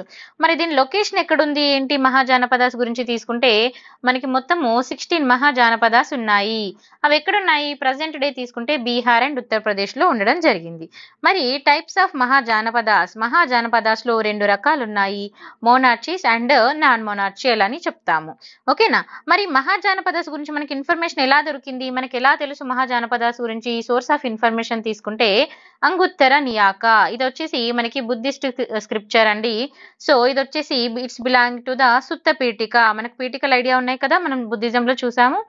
తర్వాత మరి ఇది ఏం చెప్తుంది అని అంటే ఆ టైంలో పొలిటికల్ గా, సోషల్ గా, ఎకనామికల్ గా వాళ్ళ యొక్క లైఫ్ స్టైల్ అనేది ఏ విధంగా ఉంది అనేది చెప్తుంది. అండ్ అదర్ సోర్సెస్ తీసుకుంటే మహావస్తు, ఓకేనా, మహావస్తు వచ్చేసి బుద్ధిస్ట్ వరకు, అండ్ భాగవతి సూత్ర వచ్చేసి జైన వరకు, and Dighanikaya Buddhist text, Chulla Niddesa Buddhist scriptures, ఇవి కూడా మనకి 16 మహాజానపదాస్ గురించి చెప్పడం జరుగుతుంది. సో మరి what are the factors lead to creation of the Mahajanapada? అసలు మహాజానపదాస్ ఏర్పడడానికి మెయిన్ ఇంపార్టెంట్ ఫ్యాక్టర్స్ ఏంటి అని అంటే మనకి లేటర్ వేదిక్ పీరియడ్ తర్వాత పీపుల్ అనే వాళ్ళు దే విట్నెస్ ద ట్రాన్స్లేషన్ అని చెప్తారు. సో అప్పుడు ఏంటంటే మనం ఫస్ట్ స్టార్టింగ్ లో తీసుకున్నప్పుడు పీపుల్ ఎలా విధంగా ఇండివిజువల్ గా నివసించే వాళ్ళు, తర్వాత గ్రూప్ ఆఫ్ పీపుల్ గా నివసించడం స్టార్ట్ చేశారు. సెటిల్మెంట్ లైఫ్ అనేది స్టార్ట్ అయింది. మనం ఇక్కడ హరప్పన్ అండ్ మోహన్జోదరో తీసుకున్నప్పుడు అక్కడ నుంచే మనకి సెటిల్మెంట్ లైఫ్ అనేది స్టార్ట్ అయింది. తర్వాత గ్రూప్ ఆఫ్ పీపుల్ గా నివసించడం జరిగింది, ఒక కమ్యూనిటీగా. అప్పుడు మనం ఏమనుకున్నామండి? జానా అండ్ జానపదాసు, వీళ్ళని పరిపాలించే వాళ్ళు రజనాస్ అని, ఈ విధంగా మనం ఆల్రెడీ చూసాము. ఎవరైనా చూడని వాళ్ళు ఉంటే మన ప్రీవియస్ వీడియోలోకి వెళ్ళి చూడండి, మీకు ఐడియా ఉంటుంది. సో ఈ విధంగా పీపుల్ అనేవాళ్ళు ఇప్పుడు గ్రూప్ ఆఫ్ పీపుల్ గా నివసించడం స్టార్ట్ చేశారు. జానపద అంటే ఒక టెరిటోరియల్ స్టేట్ అన్నట్టుగా ఒక టెరిటరీ ఏర్పరచుకొని అక్కడ నివసించడం స్టార్ట్ చేశారు. ఇప్పుడు ఒక టెరిటరీ ఉందంటే ఇప్పుడు చూడండి, ఒక ప్లేస్ ఉంది, ఒక ప్లేస్ లో గ్రూప్ ఆఫ్ పీపుల్ ఉన్నారు. ఒక టెరిటరీ ఉంటే దాన్ని పరిపాలించే వాళ్ళు కూడా కావాలి కదా, అండ్ దానికి అడ్మినిస్ట్రేషన్ ఉండాలి. మళ్ళీ ఆ టెరిటరీ మనం ప్రొటెక్ట్ చేసుకోవాలి, ఎందుకంటే వేరే పక్క రాజ్యం వాళ్ళు వచ్చి మనల్ని ఆక్యుపై చేసుకోవాలని చూస్తారు కదా. సో మన ప్లేస్ ని వేరే వాళ్ళు ఆక్యుపై చేసుకోవద్దంటే మనం స్ట్రాంగ్ గా ఉండాలి, మనకు మిలిటరీ ఉండాలి, ఫుడ్ అన్ని రకాలుగా మనకు ఉండాలి. ఎట్ ద సేమ్ టైం ఇప్పుడు మనకి అగ్రికల్చర్ గా, సోషల్ గా, ఎకనామికల్ గా మనం స్ట్రాంగ్ ఉంటేనే వేరే వాళ్ళ మనల్ని ఆక్యుపై చేసుకోకుండా ఉండగలుగుతాం. ఫర్ ఎగ్జాంపుల్ ఇప్పుడు మన ఇండియా ఉంది, ఇండియా, చైనా, ఇలా డిఫరెంట్ డిఫరెంట్ కంట్రీస్ ఉన్నాయి. సో మనకి ఇండియాలో ఉన్న కొద్ది పార్ట్ చైనా ఆక్యుపై చేసుకోవాలని ట్రై చేస్తుంది. ఎందుకు? They want to increase their territory వాళ్ళు పెంచుకోవాలనుకుంటున్నారు. కానీ మనం స్ట్రాంగ్ ఉంటేనే మనం ప్రొటెక్ట్ చేసుకోగలుగుతాం కదా. సో అలా అన్నట్టుగా, ఓకేనా. సో ఈ మహాజానపదాస్ ఎందుకు ఏర్పడ్డవి అని అంటే వాళ్ళు వాళ్ళ టెరిటరీని ఇంక్రీజ్ చేసుకోవాలంటే పెంచుకోవాలనుకున్నారు. సో ఇలా పెంచుకున్నవే ఏంటంటే మహాజానపదాసు, ఓకేనా. సో మరి ఇంకా ఇప్పుడు మరి వీటి లొకేషన్ కానీ అసలు ఏ విధంగా ఇవి ఏర్పడ్డవి అని అంటే first of all settlement of tribal people వాళ్ళ యొక్క లైఫ్ సెటిల్మెంట్స్ అనేది ట్రాన్స్ఫర్ చేసుకున్నారు. Central economic and political activities shifted from ఎక్కడ నుంచి అండి? North west, Punjab, Haryana, western UP నుండి ఈస్టర్న్ పార్ట్ కి షిఫ్ట్ చేశారు. వెస్ట్ నుండి ఈస్ట్ కి షిఫ్ట్ చేయడం జరిగింది, ఓకేనా. ఇది మన ఇప్పుడు ఇండియా లొకేషన్ తీసుకున్నప్పుడు మనకి ఇక్కడ వెస్టర్న్ పార్ట్ ఉంటుంది కదా, సో ఇక్కడ ఈస్టర్న్ పార్ట్ ఉంటుంది. సో ఇలా మనకి వెస్ట్ పార్ట్ నుంచి ఈస్టర్న్ పార్ట్ కి షిఫ్ట్ చేసుకోవడం జరిగింది. మరి ఎందుకు షిఫ్ట్ చేసుకున్నారు అని అంటే మెయిన్ రీజన్ వచ్చేసి ఫెర్టైల్ ల్యాండ్, బెటర్ రెయిన్ఫాల్, ఓకేనా, అండ్ రివర్ సిస్టము, తర్వాత close to the iron production. So ఇవన్నీ ఉంటే ఏమైతే మనకి అగ్రికల్చర్ ప్రొడక్షన్ అనేది జరుగుతుంది, ఎకనామికల్ గా స్ట్రాంగ్ అవుతారు, ఓకేనా. సో ఐరన్ ప్రొడక్షన్ అనేది మనకి అగ్రికల్చర్ లో చాలా ఇంపార్టెంట్ టూల్ అది. సో ఇక్కడ చూపిస్తాను చూడండి, మీకు ఇక్కడ చూడండి, జానా అంటే ట్రైబు, జానపద అంటే territory. So new agriculture tools కూడా ఒక రీజన్ అని చెప్పొచ్చు. ఐరన్ అగ్రికల్చర్ టూల్స్ అనేవి యూజ్ చేయడం జరిగింది. సో దానివల్ల ఏంటంటే ఎక్కువ ప్రొడక్షన్, ఫుడ్ ప్రొడక్షన్ ఎక్కువ తీసుకోవచ్చు అని. సో ఐరన్ వెపన్స్ ని మెయిన్ ఇంపార్టెన్స్ అనేది ఇచ్చేవాళ్ళు. తర్వాత కింగ్ తీసుకున్నప్పుడు సార్వభౌమ అధికారాలు రాజుకు ఉండేవి. అండ్ వాళ్ళ అగ్రికల్చర్ సర్ప్లస్ మీద టాక్సెస్ అనేది వేసేవాళ్ళు. దేని మీద? అగ్రికల్చర్ సర్ప్లస్ మీద గుర్తుపెట్టుకోవాలి. దాన్ని ఎందుకు యూజ్ చేసేవారంటే maintenance of law and order కోసము. ఓకేనా? Next transition from Janapada to Mahajanapada. ఇందాక నేను చెప్పాను కదా. సో వాళ్ళ యొక్క టెరిటరీని ఎక్స్టెండ్ చేసుకోవాలనుకున్నారు. సో అసలు జానపద అంటే ఏంటి అని అంటే the place where the tribe sets it's foot up on. అంటే ట్రైబల్ పీపుల్ వాళ్ళ యొక్క ఎక్కడ వాళ్ళు నివసించాలనుకుంటున్నారు, వాళ్ళ యొక్క టెరిటరీ ఏంటి, ఆ ప్లేస్ ని ఏమంటామంటే జానపద అని అంటాము. సో వాళ్ళు అప్పుడు జనరల్ గా ఈ జానపదాసు ఒకరికొకరు ఫైట్ చేసుకునే వాళ్ళు. ఎందుకు అని అంటే మనం ఇంతకు ముందు వేదాస్ టైంలో చూసుకున్నప్పుడు వాళ్ళు ఎందుకు ఫైట్ చేసేవాళ్ళండి? Not for land, only for cow and cattle కోసం చేసుకునేవాళ్ళు. బట్ ఇక్కడికి వచ్చేసరికి resources and political dominance. So political dominance అంటే ఏంటండి? ఫర్ ఎగ్జాంపుల్ ఇప్పుడు చైనా ఉంది, తన చుట్టుపక్కల ఉన్న చిన్న చిన్న వాటిని ఆక్యుపై చేసుకోవాలనుకుంటుంది. ఎందుకు? పొలిటికల్ డొమినియన్స్ ఒకటి. ఓకేనా? అండ్ రిసోర్సెస్ రెండు విధాలుగా, అంటే వాళ్ళు స్ట్రాంగ్ అవ్వడం కోసం ఎదుటి వాళ్ళతో ఫైట్ చేయడం జరుగుతుంది. సో ఈ విధంగా ఇప్పుడు మనకి జనరల్ గా ప్రజెంట్ డేలో తీసుకున్నప్పుడు కూడా మనకి టెరిటరీ ప్రాంతాలలో అంటే వాళ్ళ యొక్క బౌండరీస్ ని ఇంక్రీజ్ చేసుకోవడానికి ఈ వార్స్ అనేవి జరుగుతూనే ఉంది. మీ అందరికీ తెలుసు కరెంట్ అఫైర్స్ పాయింట్ ఆఫ్ వ్యూలో. ఓకేనా? తర్వాత పొలిటికల్ రైవలరీ అంటే పొలిటికల్ కూడా వాళ్ళు అంటే మేము స్ట్రాంగ్ గా ఉన్నాము అని చెప్పుకోవడానికి కూడా అదొక రీజన్ అని చెప్పొచ్చు. తర్వాత మహాజనపదాసు ఇంకా మనం చూడండి ఇక్కడ 16 మహాజనపదాస్ ఉన్నాయి మనకి. వాటిని ఇక్కడ మీకు మ్యాప్ లో క్లియర్ గా ఉన్నాయి చూడండి. 16 మహాజనపదాసు అండ్ వాటి యొక్క క్యాపిటల్స్. సో ఫస్ట్ వచ్చేసి కంబోజా రాయ్పూర్ క్యాపిటల్, గాంధార తక్షశిల, హస్తినాపురి కురు. సో ఈ విధంగా మనకి ఒక్కొక్కటి అయితే ఉండడం జరిగింది. నేను ఇక్కడ మీకు అన్ని కూడా వచ్చే డయాగ్రామ్ అయితే మ్యాప్ అయితే పెట్టడం జరిగింది. హస్తినాపుర, పాంచాల, సురసేన, కోసల, మల్ల, వృజ్జి, కాశీ అండ్ కౌశాంబి, మస్త్య, అవంతి, ఛేది, మగధ, పాటలిపుత్ర, మనకి ఇది చాలా ఇంపార్టెంట్, అంగ్న, చంప అండ్ అసక, పోతలి. ఓకేనా? సో ఇవి 16 అనేవి మనకి మహాజానపదాస్ అండి. సో ఇప్పుడు మనం according to the Buddhist text తీసుకున్నప్పుడు బుద్ధిస్ట్ ఏమనుకున్నాం మనం ఇందాక సోర్సెస్ లో? ఓకేనా? అగుంతర నియక ఇది వచ్చేసి ఏం చెప్తుంది అని అంటే ఈ 16 మహాజానపదాసు ఈ హిమాలయాస్ అండ్ ఈ నర్మదా రివర్ మధ్యలోనే ఏర్పడ్డవి అని చెప్తున్నారు. అంతే కదా? మనకి ఇక్కడ చూడండి, మనకి హిమాలయస్ ఇక్కడ నుంచి వస్తే ఇలా వస్తాయి కదా. ఓకేనా? నర్మదా రివర్ ఇలా వస్తుంది కదా మనకి. సో ఈ విధంగా హిమాలయస్ అండ్ నర్మదా రివర్ కి మధ్యలో ఏర్పడ్డవని చెప్పడం జరుగుతుంది. చూడండి ఇక్కడ Himalayas and between the Himalayas and Narmada it's divided into 16 independent states, that is the Mahajanapadas. వాటి పేర్లు ఆల్రెడీ మనం చూసుకున్నాము. కావాలంటే మీరు ఒకసారి వీడియో పౌజ్ చేసి చూడండి.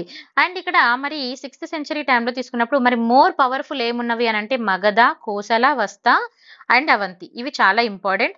And 2 of Mahajanapadas Vajji and మళ్ళా తీసుకున్నప్పుడు ఘన సంఘాస్ అని అంటాము. సో ఘన సంఘ అంటే లిటరల్ గా ఏ మీనింగ్ వస్తుందంటే అసెంబ్లీ ఆఫ్ ఘన. సో ఘనలో కూడా మనకి 2 టైప్స్ ఉంటుందండి. ఒకటి ఘన అంటే ఏంటంటే first of all one క్లేన్. Example తీసుకుంటే శక్య. ఓకేనా? శక్య అండ్ మల్ల. అండ్ కొన్ని వచ్చేసి మనకి సెవెరల్ క్లేన్స్ ఉంటాయి, వాటిని ఏమంటామంటే వాజి అంటాము. నెక్స్ట్ ఇప్పుడు మనకి మనము ఇంపార్టెంట్ వాటికి వెళ్దాం. ఇంపార్టెంట్ డైనాసిటీస్ కానీ ఇంపార్టెంట్ ఏరియాస్ కానీ తీసుకున్నప్పుడు జానపదాస్ ఫస్ట్ వచ్చేసి Magadha, the most powerful Mahajanapadas అని చెప్తాము. మరి మగధాని ఎవరు రూల్ చేశారంటే Brihadratha dynasty, Pradyota dynasty, Haryanka dynasty and Shishunaga dynasty. ఓకేనా? సో మగధ అనేది చాలా ఇంపార్టెంట్ రోల్ ప్లే చేసింది ఎందులో అంటే జైనిజం అండ్ బుద్ధిజం డెవలప్మెంట్ లో. ఇది చాలా ఇంపార్టెంట్.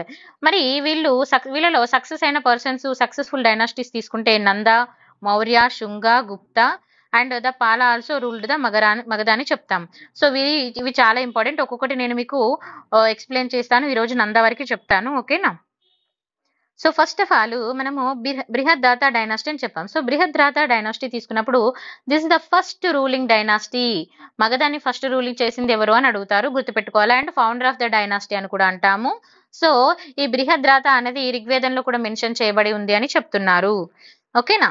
తర్వాత అకార్డింగ్ టు విష్ణు పురాణ తీసుకున్నప్పుడు ఈ Magadha not only most valuable Kingdom, only valuable Kingdom మాత్రమే కాకుండా సెంట్రలైజ్డ్ పవర్స్ అనేది కూడా ఉంది ఇండియాలో అని చెప్తున్నారు. తర్వాత ప్రద్యోత డైనాసిటీ తీసుకున్నప్పుడు అకార్డింగ్ టు మనము పురాణాల ప్రకారం తీసుకున్నప్పుడు ఇక్కడ వీళ్ళు దేన్ని రూల్ చేశారంటే అవంతి అండ్ మగధాని రూల్ చేయడం జరిగింది. And Pradyota the founder of the dynasty. And Pradyota ఎవరండి? Son of the Pulika or Punika. రెండు పేర్లు గుర్తుపెట్టండి, అంటే ఒకటే పేరు రెండు విధాలుగా పలుకుతారు. అండ్ మరి వీళ్ళ సక్సీడర్ ఎవరంటే హరియాంక. నెక్స్ట్ హరియాంకకి వస్తే మరి ఇంపార్టెంట్ పర్సన్ ఎవరండి? బింబిసారుడు. ఓకేనా? బింబిసార టైం ఎప్పుడండి? Duration 545 to 493. ఈ టైంలో మనకి ఎవరు వస్తారండి? బుద్ధిజం, జైనిజం గుర్తుపెట్టుకోండి, ఇది ఇంపార్టెంట్. ఓకేనా? Founder of the empire and contemporary of both Buddha and Mahavir. Already చెప్పాను కదా, ఇంపార్టెంట్. అడుగుతారు క్వశ్చన్, బింబిసార కాంటెంపరీ ఎవరని. ఇది ఆల్రెడీ యూపీఎస్సీ పీవైక్యూలో కూడా మీకు ఇలా కాంటెంపరీ క్వశ్చన్స్ అడిగారు, కావాలంటే చూసుకోండి. ఓకేనా? నాకు ఆ ఇయర్ గుర్తులేదు, బట్ ఇక్కడ మీకు ఖచ్చితంగా ఈ క్వశ్చన్ ఉంది, చూసుకోండి. నెక్స్ట్ మనము ఇక్కడ 7th సెంచరీ తీసుకున్నప్పుడు ఇక్కడ మనకి చైనీస్ మాంక్ ఎవరున్నారండి? జింగ్ చాంగ్ ఉన్నారు. ఈయన వచ్చేసి బింబిసారుడు సిటీని ఏర్పాటు చేశారు, అది రాజగృహ అని కూడా చెప్పడం జరిగింది. అండ్ ఇక్కడ మనం తీసుకున్నప్పుడు బింబిసార డైనాసిటీలో వాళ్ళు 3 పాలసీస్ అయితే ఫాలో అవడం జరిగింది. అవి ఏంటి అని అంటే, ఒకటి matrimonial allowances, friendship with strong rule and conquest of week. Matrimonial allowances అంటే ఏం లేదండి, ఇప్పుడు మీకు తెలుసు కదా, పెళ్లిళ్ళు చేస్తారు కదా. సో అంటే లైక్ డిఫరెంట్ స్టేట్ మహారాణిని పెళ్లి చేసుకొని వాళ్ళు తెచ్చిన కట్నమే కానీ, లేకపోతే వాళ్ళ ప్రాపర్టీ లైక్ వాళ్ళ కింగ్డమ్ ని ఇవ్వడం, ఇలాంటివి ఉంటాయి కదా. సో ఆ విధంగా స్ట్రాంగ్ అవడం, ఇంకోటి స్ట్రాంగ్ గా ఉన్న కంట్రీస్ తో ఫ్రెండ్షిప్ చేసుకోవడము, ఇంకోటి వీక్ గా ఉన్న వాళ్ళని వీళ్ళు ఓడించి, వాళ్ళతో యుద్ధం చేసి వాళ్ళని ఓడించి వీళ్ళు స్ట్రాంగ్ అవ్వడం. సో ఈ విధంగా. తర్వాత నెక్స్ట్ వీళ్ళ క్యాపిటల్ ఏం పెట్టుకున్నారు? రాజగృహ్. ఓకేనా? నెక్స్ట్ ఫస్ట్ ఆఫ్ ఆల్ మనం తీసుకుంటే వీళ్ళు ఫస్ట్ అవంతి కింగ్ ఎవరండి? ప్రద్యోతతో వీళ్ళు ఫస్ట్ గొడవలు ఉన్నప్పటికీ, అంటే కొంచెం వీళ్ళకు మంచి కమ్యూనికేషన్ లేకపోయినా ఆ తర్వాత వాళ్ళు ఫ్రెండ్స్ గా మారడం జరిగింది. ఓకేనా? అండ్ వీళ్ళు స్ట్రాంగ్ గా ఉండడానికి మనకి 3 మ్యాట్రిమోనియల్ అలవెన్సెస్ అనేది ఇంపార్టెంట్ అని చెప్తారు. మనం తీసుకున్నప్పుడు అతని ఇక్కడ హిస్ ఫస్ట్ వైఫ్ ఎవరండి? బింబిసారును మనం తీసుకున్నప్పుడు కోసల సారీ మహాకోశల. ఎవరండి? మహాకోశల. తను ఎక్కడి నుంచి అండి మరి? From the Kosala. అండ్ తిను వచ్చేసి సిస్టర్ ఆఫ్ ప్రసెంజిత్. ఇది ఇంపార్టెంట్ అండి, ప్రసెంజిత్ పేరు మీకు మళ్ళీ రిపీట్ అవుతూ ఉంటది. సో అండ్ మరి తను డౌరీగా ఏం తీసుకొచ్చింది కట్నంగా అంటే 1 lakh కాయిన్స్ తీసుకురావడం జరిగింది. ఓకేనా? ఇదొకటి. తర్వాత లిచ్చావి ప్రిన్సెస్ ఎవరండి? చెల్లన. తిను వచ్చేసి ఎక్కడ నుంచి? వైశాలి. ఓకేనా? తిను ద బర్త్ టు అజాత శత్రుకి జన్మనిచ్చడం జరిగింది. సో ఈ విధంగా మనము మ్యాట్రిలినియన్ అనేది వాళ్ళు చాలా స్ట్రాంగ్ చేసుకోవడానికి యూజ్ అయిందని చెప్పొచ్చు. ఓకేనా?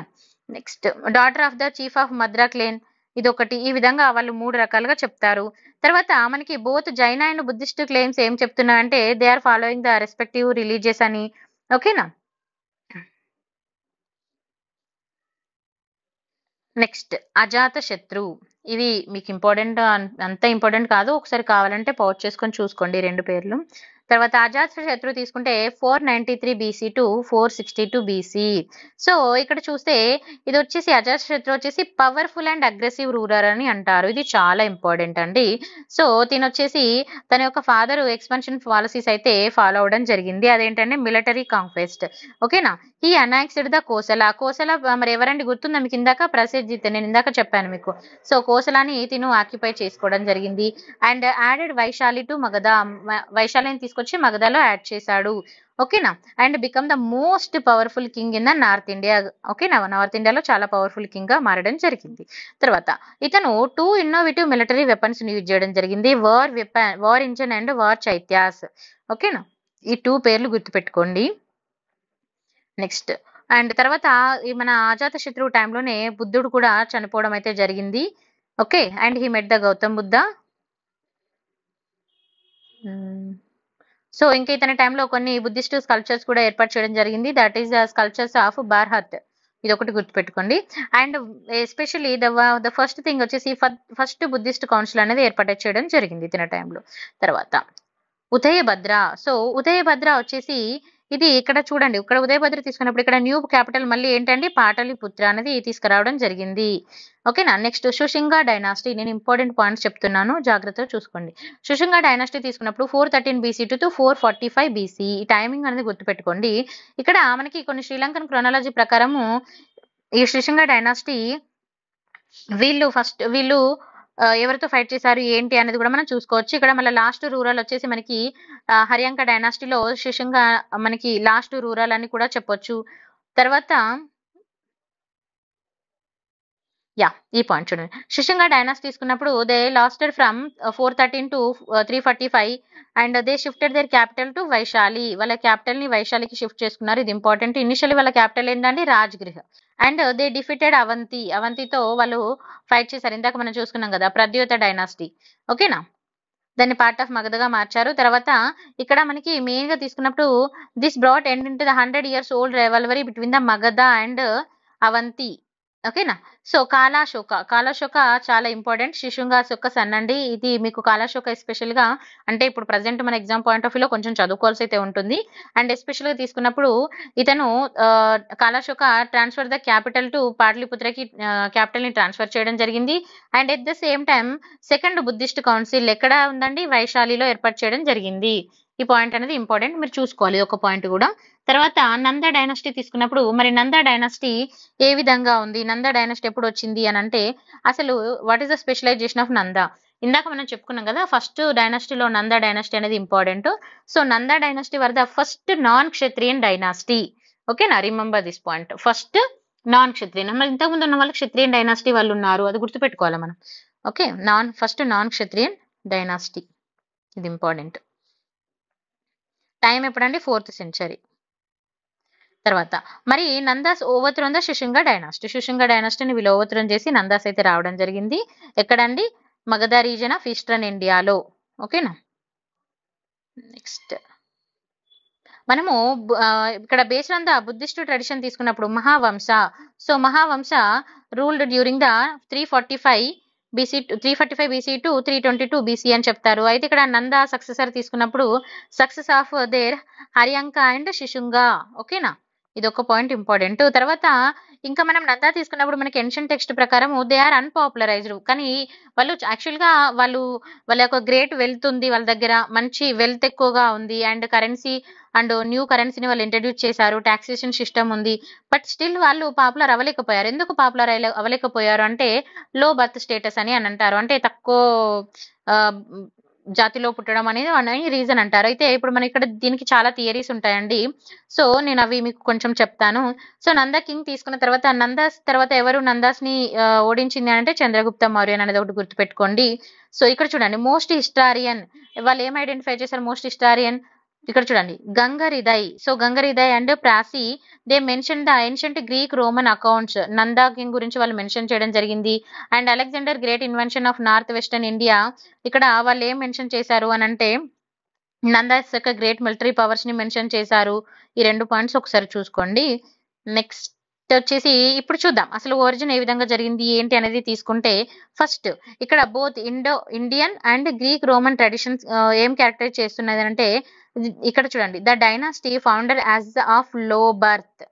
ఇక్కడ ఏమంటున్నారు, లో బర్త్ అంటే తక్కువ దానిలో పుట్టడం అని ఒకటి చెప్తున్నారు. తర్వాత ఇందాక చెప్పుకున్నాం కదా మనం ఫస్ట్ సెంచరీలో తీసుకున్నప్పుడు గ్రీక్ హిస్టారియన్స్ వీళ్ళు ఏమంటున్నారంటే ఇక్కడ Nanda king was the son of the barber అని అంటున్నారు, అంటే తక్కువ జాతిలో పుట్టారని. తర్వాత జైన్ ట్రెడిషన్ ఏం చెప్తుందనంటే జైన్ ట్రెడిషన్ లో రికార్డెడ్ ఇక్కడ చూడండి Avashyaka Sutra and Parishishta Parvan the first Nanda king was the son of the barber అని చెప్తుంది. ఇది ఇంపార్టెంట్, ఈ 2 పాయింట్లు ఇంపార్టెంట్ చూసుకోవాలి. తర్వాత 12th century టెక్స్ట్ తీసుకున్నప్పుడు Parishishta Parvan mother of the first Nanda king was the courtesan అని, ఇలా మనకి అంటే తక్కువ లో బర్త్ లో పుట్టారని చెప్తున్నారు, అందుకే వాళ్ళు పాపులర్ కాలేకపోయారని ఒక రీజన్ కూడా చెప్తున్నారు. సో మరి ఇంపార్టెంట్ నందాస్ తీసుకున్నప్పుడు 9 ఇంపార్టెంట్ నందాస్ ఇంపార్టెంట్ అండి. Mahapadma, పాందుక and పాందుగటి and భూతపాల, రాష్ట్రపాల, గోవిష్నాక and దశసిద్ధక, కైవర్త and ధన. సారీ అండి ఇక్కడ నా ప్రొనౌన్సియేషన్ రాంగ్. ఓకే, సో మరి వీళ్ళ యొక్క ఇంపీరియల్ ఎక్స్టెంట్ ఏ విధంగా ఉంది అని అంటే నందా క్యాపిటల్ వాజ్ లొకేటెడ్ ఎక్కడ అండి, పాటలీపుత్ర. ఇది ఎక్కడుంది, ప్రజెంట్ డే పాట్నాలో ఉంది, ఒకటి గుర్తుపెట్టుకోండి. Next they confirmed by the Buddhist and Jaina traditions as well as the Sanskrit play the Mudrarakshasa important. నేను మీకు ఆల్రెడీ ఇది నెక్స్ట్ ఎక్స్ప్లెయిన్ చేస్తాను, ముద్ర రాక్షస నెక్స్ట్ క్లాస్ లో ఎక్స్ప్లెయిన్ చేస్తాను డీటెయిల్ గా. ఓకేనా, సో ఇంకా నందా ఎంపైర్ తీసుకున్నప్పుడు ఇక్కడ మనకి కొన్ని హిస్టారికల్ గా తీసుకున్నప్పుడు పురాణాసు ఏవేంటండి, పురాణాసు అండ్ హతిగుంప ఎంక్రప్షన్ తీసుకున్నప్పుడు నందాసి గురించి చెప్పడం జరుగుతుంది. So Nandas control the eastern India and Ganga valley and last part of the Kalinga అని చెప్తారు అకార్డింగ్ టు ది సోర్సెస్. తర్వాత జైనా ట్రెడిషన్ ఏం చెప్తుంది అని అంటే నందాస్ యొక్క మినిస్ట్రీ సబ్జుడిగేషన్ గురించి చెప్తుంది, కోస్టల్ ఏరియాస్ లో ఏ విధంగా ఉంది అని. అండ్ పురాణాస్ తీసుకున్నప్పుడు నందా కింగ్ మహాపద్మ, నందా కింగ్ ఎవరండి, మహాపద్మ డిస్ట్రాయ్ ద క్షాత్రియాస్ అని చెప్పడం జరుగుతుంది. ఓకే, నెక్స్ట్ మరి మిలిటరీ స్ట్రెంత్ ఏ విధంగా ఉందని తీసుకుంటే మనకి ఇక్కడ మిలిటరీ స్ట్రెంత్ తీసుకున్నప్పుడు Alexander and Greek invader north western India at the time of Dhanananda. Alexander ఇండియాకి ఎప్పుడు వచ్చారు నార్త్ వెస్ట్ ఇండియాకి అని అంటే ధనానంద యొక్క టైంలో రావడం జరిగింది. అది ఎప్పుడండి, దీన్ని ఎవరో చెప్పారు అని అంటే ఇది ఒకటి చూసుకోవాలి. ఓకేనా, ఈ పేరు అనేది ఇంపార్టెంట్. అతను వచ్చేసి లాస్ట్ నందా కింగ్డమ్. తర్వాత మరి టైం అనేది కూడా చూసుకోవాలి, 326 BCE టైము. ఓకేనా. సో ఇప్పుడు మనం ఇక్కడ తీసుకుంటే అలెగ్జాండర్ వాళ్ళ యొక్క ఆర్మీ ఎక్కడి వరకు రీచ్ అయిందంటే బియాస్ రివర్ వరకు రీచ్ అయిందని చెప్తారు. కానీ వాళ్ళు ఇక్కడ ఫైట్ అయితే చేయలేదు, తిరిగి వెళ్ళిపోవడం జరిగింది. Okay, Nanda army did not have the opportunity to face the Alexander. Okay, next administrative powers ఏమున్నవి మరి అని అంటే, సో ఇక్కడ చూడండి అకార్డింగ్ టు పురాణాస్ ఏం చెప్తున్నాయంటే నందా కింగ్ ఏకరత అంటే సింగిల్ రూరల్ అని చెప్తున్నారు. అండ్ ఇక్కడ ఇంకా historian HC Ray Chaudhuri theories ఏం చెప్తున్నా అంటే Nandas held the centralised control over their core territories. In present day ఏంటంటే core territory Bihar and UP అని చెప్తున్నారు. ఓకేనా, but allowed the considerable autonomy in the 40 years part. ఇదంతా అవసరం లేదు, జస్ట్ ఇది ఒక్క పాయింట్ చూసుకుని సరిపోతుంది. తర్వాత this is suggested by the Buddhist legend, ఎవరు చెప్తున్నారు అనేది ఒకటి చూసుకోవాలి. తర్వాత నెక్స్ట్ వీళ్ళను ఓడించింది ఎవరంటే చంద్రగుప్త మౌర్య. అండ్ వీటితో పాటు మనకి ఇక్కడ ఇంపార్టెంట్ గా మనం కొన్ని చెప్పొచ్చు. ఇక్కడ మనకి చూడండి Pataliputra the capital of Magadha was naturally protected. Natural గానే ప్రొటెక్ట్ చేయబడుతుంది. ఎలా అనంటే ఇక్కడ మెయిన్ గా లొకేషన్ అండి, location at the junction of the Ganga and Son river. So Ganga and tributaries connected to kingdom with the important trade routes. తర్వాత వారి యొక్క ఫెర్టైల్ ల్యాండ్ కానీ, ఫెర్టైల్ ల్యాండ్ తీసుకున్నప్పుడు ఇక్కడ మనకి wood and elephant adjacent areas ఇవి కొన్ని ఇంపార్టెంట్ అండి. సో అదేంటనేది నేను మళ్ళీ లాస్ట్ లో కూడా చెప్తాను. తర్వాత ఈ థియరీస్ చూడండి, డిడి కోసాంబి తీసుకున్నప్పుడు మగధాసు మోనోపోలి అని అన్నారు ఓవర్ ద ఐరన్ అని. ఓకేనా, and mines played the major role in the imperial expansion అని అన్నారు. బట్ కానీ దీనిని ఉపేందర్ సింగ్ అనే అతను ఈ థియరీని డిస్ప్యూట్ చేశారు. ఇది ఒకటి జస్ట్ ఒకసారి చూసుకోండి, డిస్ప్యూట్ చేశారు. Magadha did not have the monopoly అని అన్నారు. ఓకేనా, నెక్స్ట్ ఇంకా ఇక్కడ మనకి చోటా నాగపూర్ ప్లాట్యూ అనేది రిచ్ అని అంటున్నారు. మెనీ మినరల్స్ ఇక్కడ అవైలబుల్ గా ఉన్నాయని అంటున్నారు. అండ్ ఇంకా కొంతమంది ఏం చెప్తున్నారంటే ఇక్కడ నందాస్ వాళ్ళు the great wealth of Nanda's యొక్క మెయిన్ రీజన్ ఏంటి, వాళ్ళ దగ్గర ఎందుకు అంత వెల్త్ ఎక్కువగా ఉంది అంటే, అంత సంపద ఎక్కువ ఎందుకు ఉంది అని అంటే, సో నందాస్ వచ్చేసి ట్రెజర్ హార్డర్ అని అంటున్నారు. ఓకేనా, గుప్త నిధులు అని అంటారు కదా, సో ట్రెజర్ హార్డర్ అని అంటున్నారు.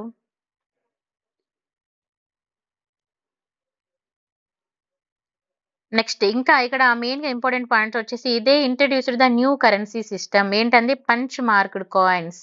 ఓకేనా, ఇది ఎక్కడ కనుక్కున్నారు అనేది పాటలీపుత్ర, ఇది ఒకటి important. Okay, next ministries and scholars తీసుకున్నప్పుడు అకార్డింగ్ టు జైనా ట్రెడిషన్ తీసుకున్నప్పుడు Kalpaka was the minister of the first Nanda king, ఇది ఒకటి గుర్తుపెట్టుకోండి. And he encouraged the adapt of the aggressive expansion policies ని అడాప్ట్ చేసుకోవడానికి అతను ఎంకరేజ్ చేయడం అయితే జరిగింది. అండ్ జైన్ టెక్స్ట్ ఏం సజెస్ట్ చేస్తుందంటే ministerial offices of Nanda empire were the hereditary అని చెప్తుంది జైన టెక్స్ట్. తర్వాత రిలీజియన్ తీసుకున్నప్పుడు వాళ్ళు హిందూయిజం, బుద్ధిజం, జైనిజం అన్ని విధాలుగా సపోర్ట్ గా ఉండేవాళ్ళు. సో అంటే రిలీజియస్ అంటే ఈ రిలీజన్ ఆ రిలీజన్ అలా కొంచెం డిస్టర్బెన్సెస్ అయితే ఏం లేదు అని చెప్తున్నారు. So Nandas and Mauryas appear have the patronised and religious organisation greater Magadha region. Jainism, Ajivikism and Buddhism. తర్వాత no evidence of the rural discrimination against any contemporary religion, ఇది ఇంపార్టెంట్. ఓకేనా, సో తర్వాత జైనా ట్రెడిషన్ ఏం చెప్తుందంటే several Nandas they followed the Jainism అని చెప్తున్నాయి. Okay, next unpopularised and overthrow. మరి ఎందుకు వాళ్ళు ఇంత వెళ్తుంది స్టిల్ వాళ్ళు ఎందుకు పాపులరైజ్ కాలేకపోయారంటే ద వెరీ ఫస్ట్ రీజన్ నేను ఇందాక మీకు చెప్పాను, లో బర్త్ అని చెప్పడం అయితే ఒకటి జరిగింది. సో ఓకేనా, అండ్ ఇంకో కొంతమంది ఏమంటున్నారు అని అంటే వర్త్లెస్ క్యారెక్టర్, వాళ్ళ యొక్క క్యారెక్టర్ అంతా వర్త్లెస్ గా లేదు అని. అండ్ శ్రీలంకన్ బుద్ధిస్ట్ ట్రెడిషన్ ఏం చెప్తుంది అని అంటే greedy and imposing the oppressive taxes, tax అనేది చాలా ఎక్కువ ఇంపోజ్ చేసేవాళ్ళని. తర్వాత పురాణాస్ ప్రకారం తీసుకున్నప్పుడు మన వాళ్ళు ఏమంటున్నారంటే అధర్మిక అని అంటే ఏంటి అంటే they did not follow the norms of the ధర్మాన్ని ఫాలో అయ్యేవారు కాదు అని. తర్వాత అదే ఓవర్ థ్రోన్ బై ఎవరు, నెక్స్ట్ వచ్చింది చంద్రగుప్త మౌర్య. ఓకేనా. సో ఇది మనకి ఇంపార్టెంట్ అండి. తర్వాత బుద్ధిస్ట్ టెక్స్ట్ తీసుకుంటే మిలిండ పన్హా. సో మిలిండ పన్హా ఏ మెన్షన్ చేస్తుంది అని అంటే war between the Nanda general Bhadrasala. So Bhadrasala అని అంటే ఇక్కడ చూడండి భద్రశాల మీకు ఈ పేరు తెలుసు, అండ్ ద చంద్రగుప్త, ఇది ఇంపార్టెంట్. ఇది ఏది మనకి మెన్షన్ చేస్తుంది అని అంటారు. Okay, war between the Nanda and Chandragupta అని గురించిన దాని గురించి మనకి ఏ బుద్ధిస్ట్ టెక్స్ట్ చెప్తుంది అని కూడా క్వశ్చన్ అడుగుతారు. సో ఇప్పుడు చూద్దాం, what made Magadha most powerful Mahajanapada. అసలు మగధ ఎందుకు ఇంత పవర్ఫుల్ అవ్వడం జరిగింది అని అంటే మనకి ఇంకా మౌర్యన్ ఉంది, అవన్నీ ఇంకో ఉన్నాయండి, మౌర్యన్స్ ఉన్నాయి, శృంగాస్ ఉన్నాయి, ఇవన్నీ నేను మీకు చెప్తాను నెక్స్ట్ క్లాస్ లో. సో మెయిన్ గా తీసుకుంటే ఇక్కడ రీజన్ ఏంటంటే న్యాచురల్ బౌండరీస్ అనేవి ఉండడం జరిగిందండి మగధకి. సో న్యాచురల్ బౌండరీస్ ఏంటి అంటే గంగా, సన్ అండ్ చంపా రివర్ అనేది నార్త్ వెస్ట్ ఈస్ట్ కి మనకి న్యాచురల్ బౌండరీస్ గా ఉండడము. తర్వాత విద్యాన్స్, సో విద్య తెలుసు కదండి మీకు, విద్యాన్స్ పవర్స్ ఆన్ ద సౌత్. తర్వాత ఇంకా మరి వచ్చేసి the transport and water supply అనేది చాలా ఫెర్టైల్ ల్యాండ్ ఉండడము. ఓకేనా, and the surrounded by the 5 hills అని అంటారు. సో ఈ విధంగా న్యాచురల్ ప్రొటెక్షన్ అనేది వాళ్ళకి ఎక్కువగా ఉంది. తర్వాత ట్రాన్స్పోర్టేషన్ తీసుకున్నప్పుడు ఈజీ ఆఫ్ ట్రాన్స్పోర్టేషన్ అనేది అవైలబుల్ గా ఉండేది. The city of Pataliputra, the capital of Magadha, ఎక్కడ ఉందంటే బ్యాంక్ ఆఫ్ గంగాస్ అని కూడా చెప్పొచ్చు. Next abundant of natural resources అనేది వాళ్ళ దగ్గర చాలా ఉన్నాయండి, అది వాళ్ళకి మెయిన్ గా ఒక స్ట్రెంగ్త్ అని చెప్పొచ్చు. ఎలిఫెంట్స్ మెయిన్ గా, తర్వాత ఫారెస్ట్ కూడా బాగా ఉండడం, తర్వాత మినరల్స్ అనేవి ఐరన్ మైన్స్ అనేవి దగ్గరలో ఉండడం, రెయిన్ ఫాల్ అనేది సఫిషియెంట్ గా ఉండి పంటలు బాగా పండడము, ఫెర్టైల్ ల్యాండ్ అనేది ఉండడము. ఓకేనా. తర్వాత ఎకనామికల్ ఫ్యాక్టర్ తీసుకున్నప్పుడు సెంట్రల్ రూట్ అనేది between the west and east కి ఇది ఇండియన్ సబ్ కాంటినెంట్ అని చెప్పొచ్చు.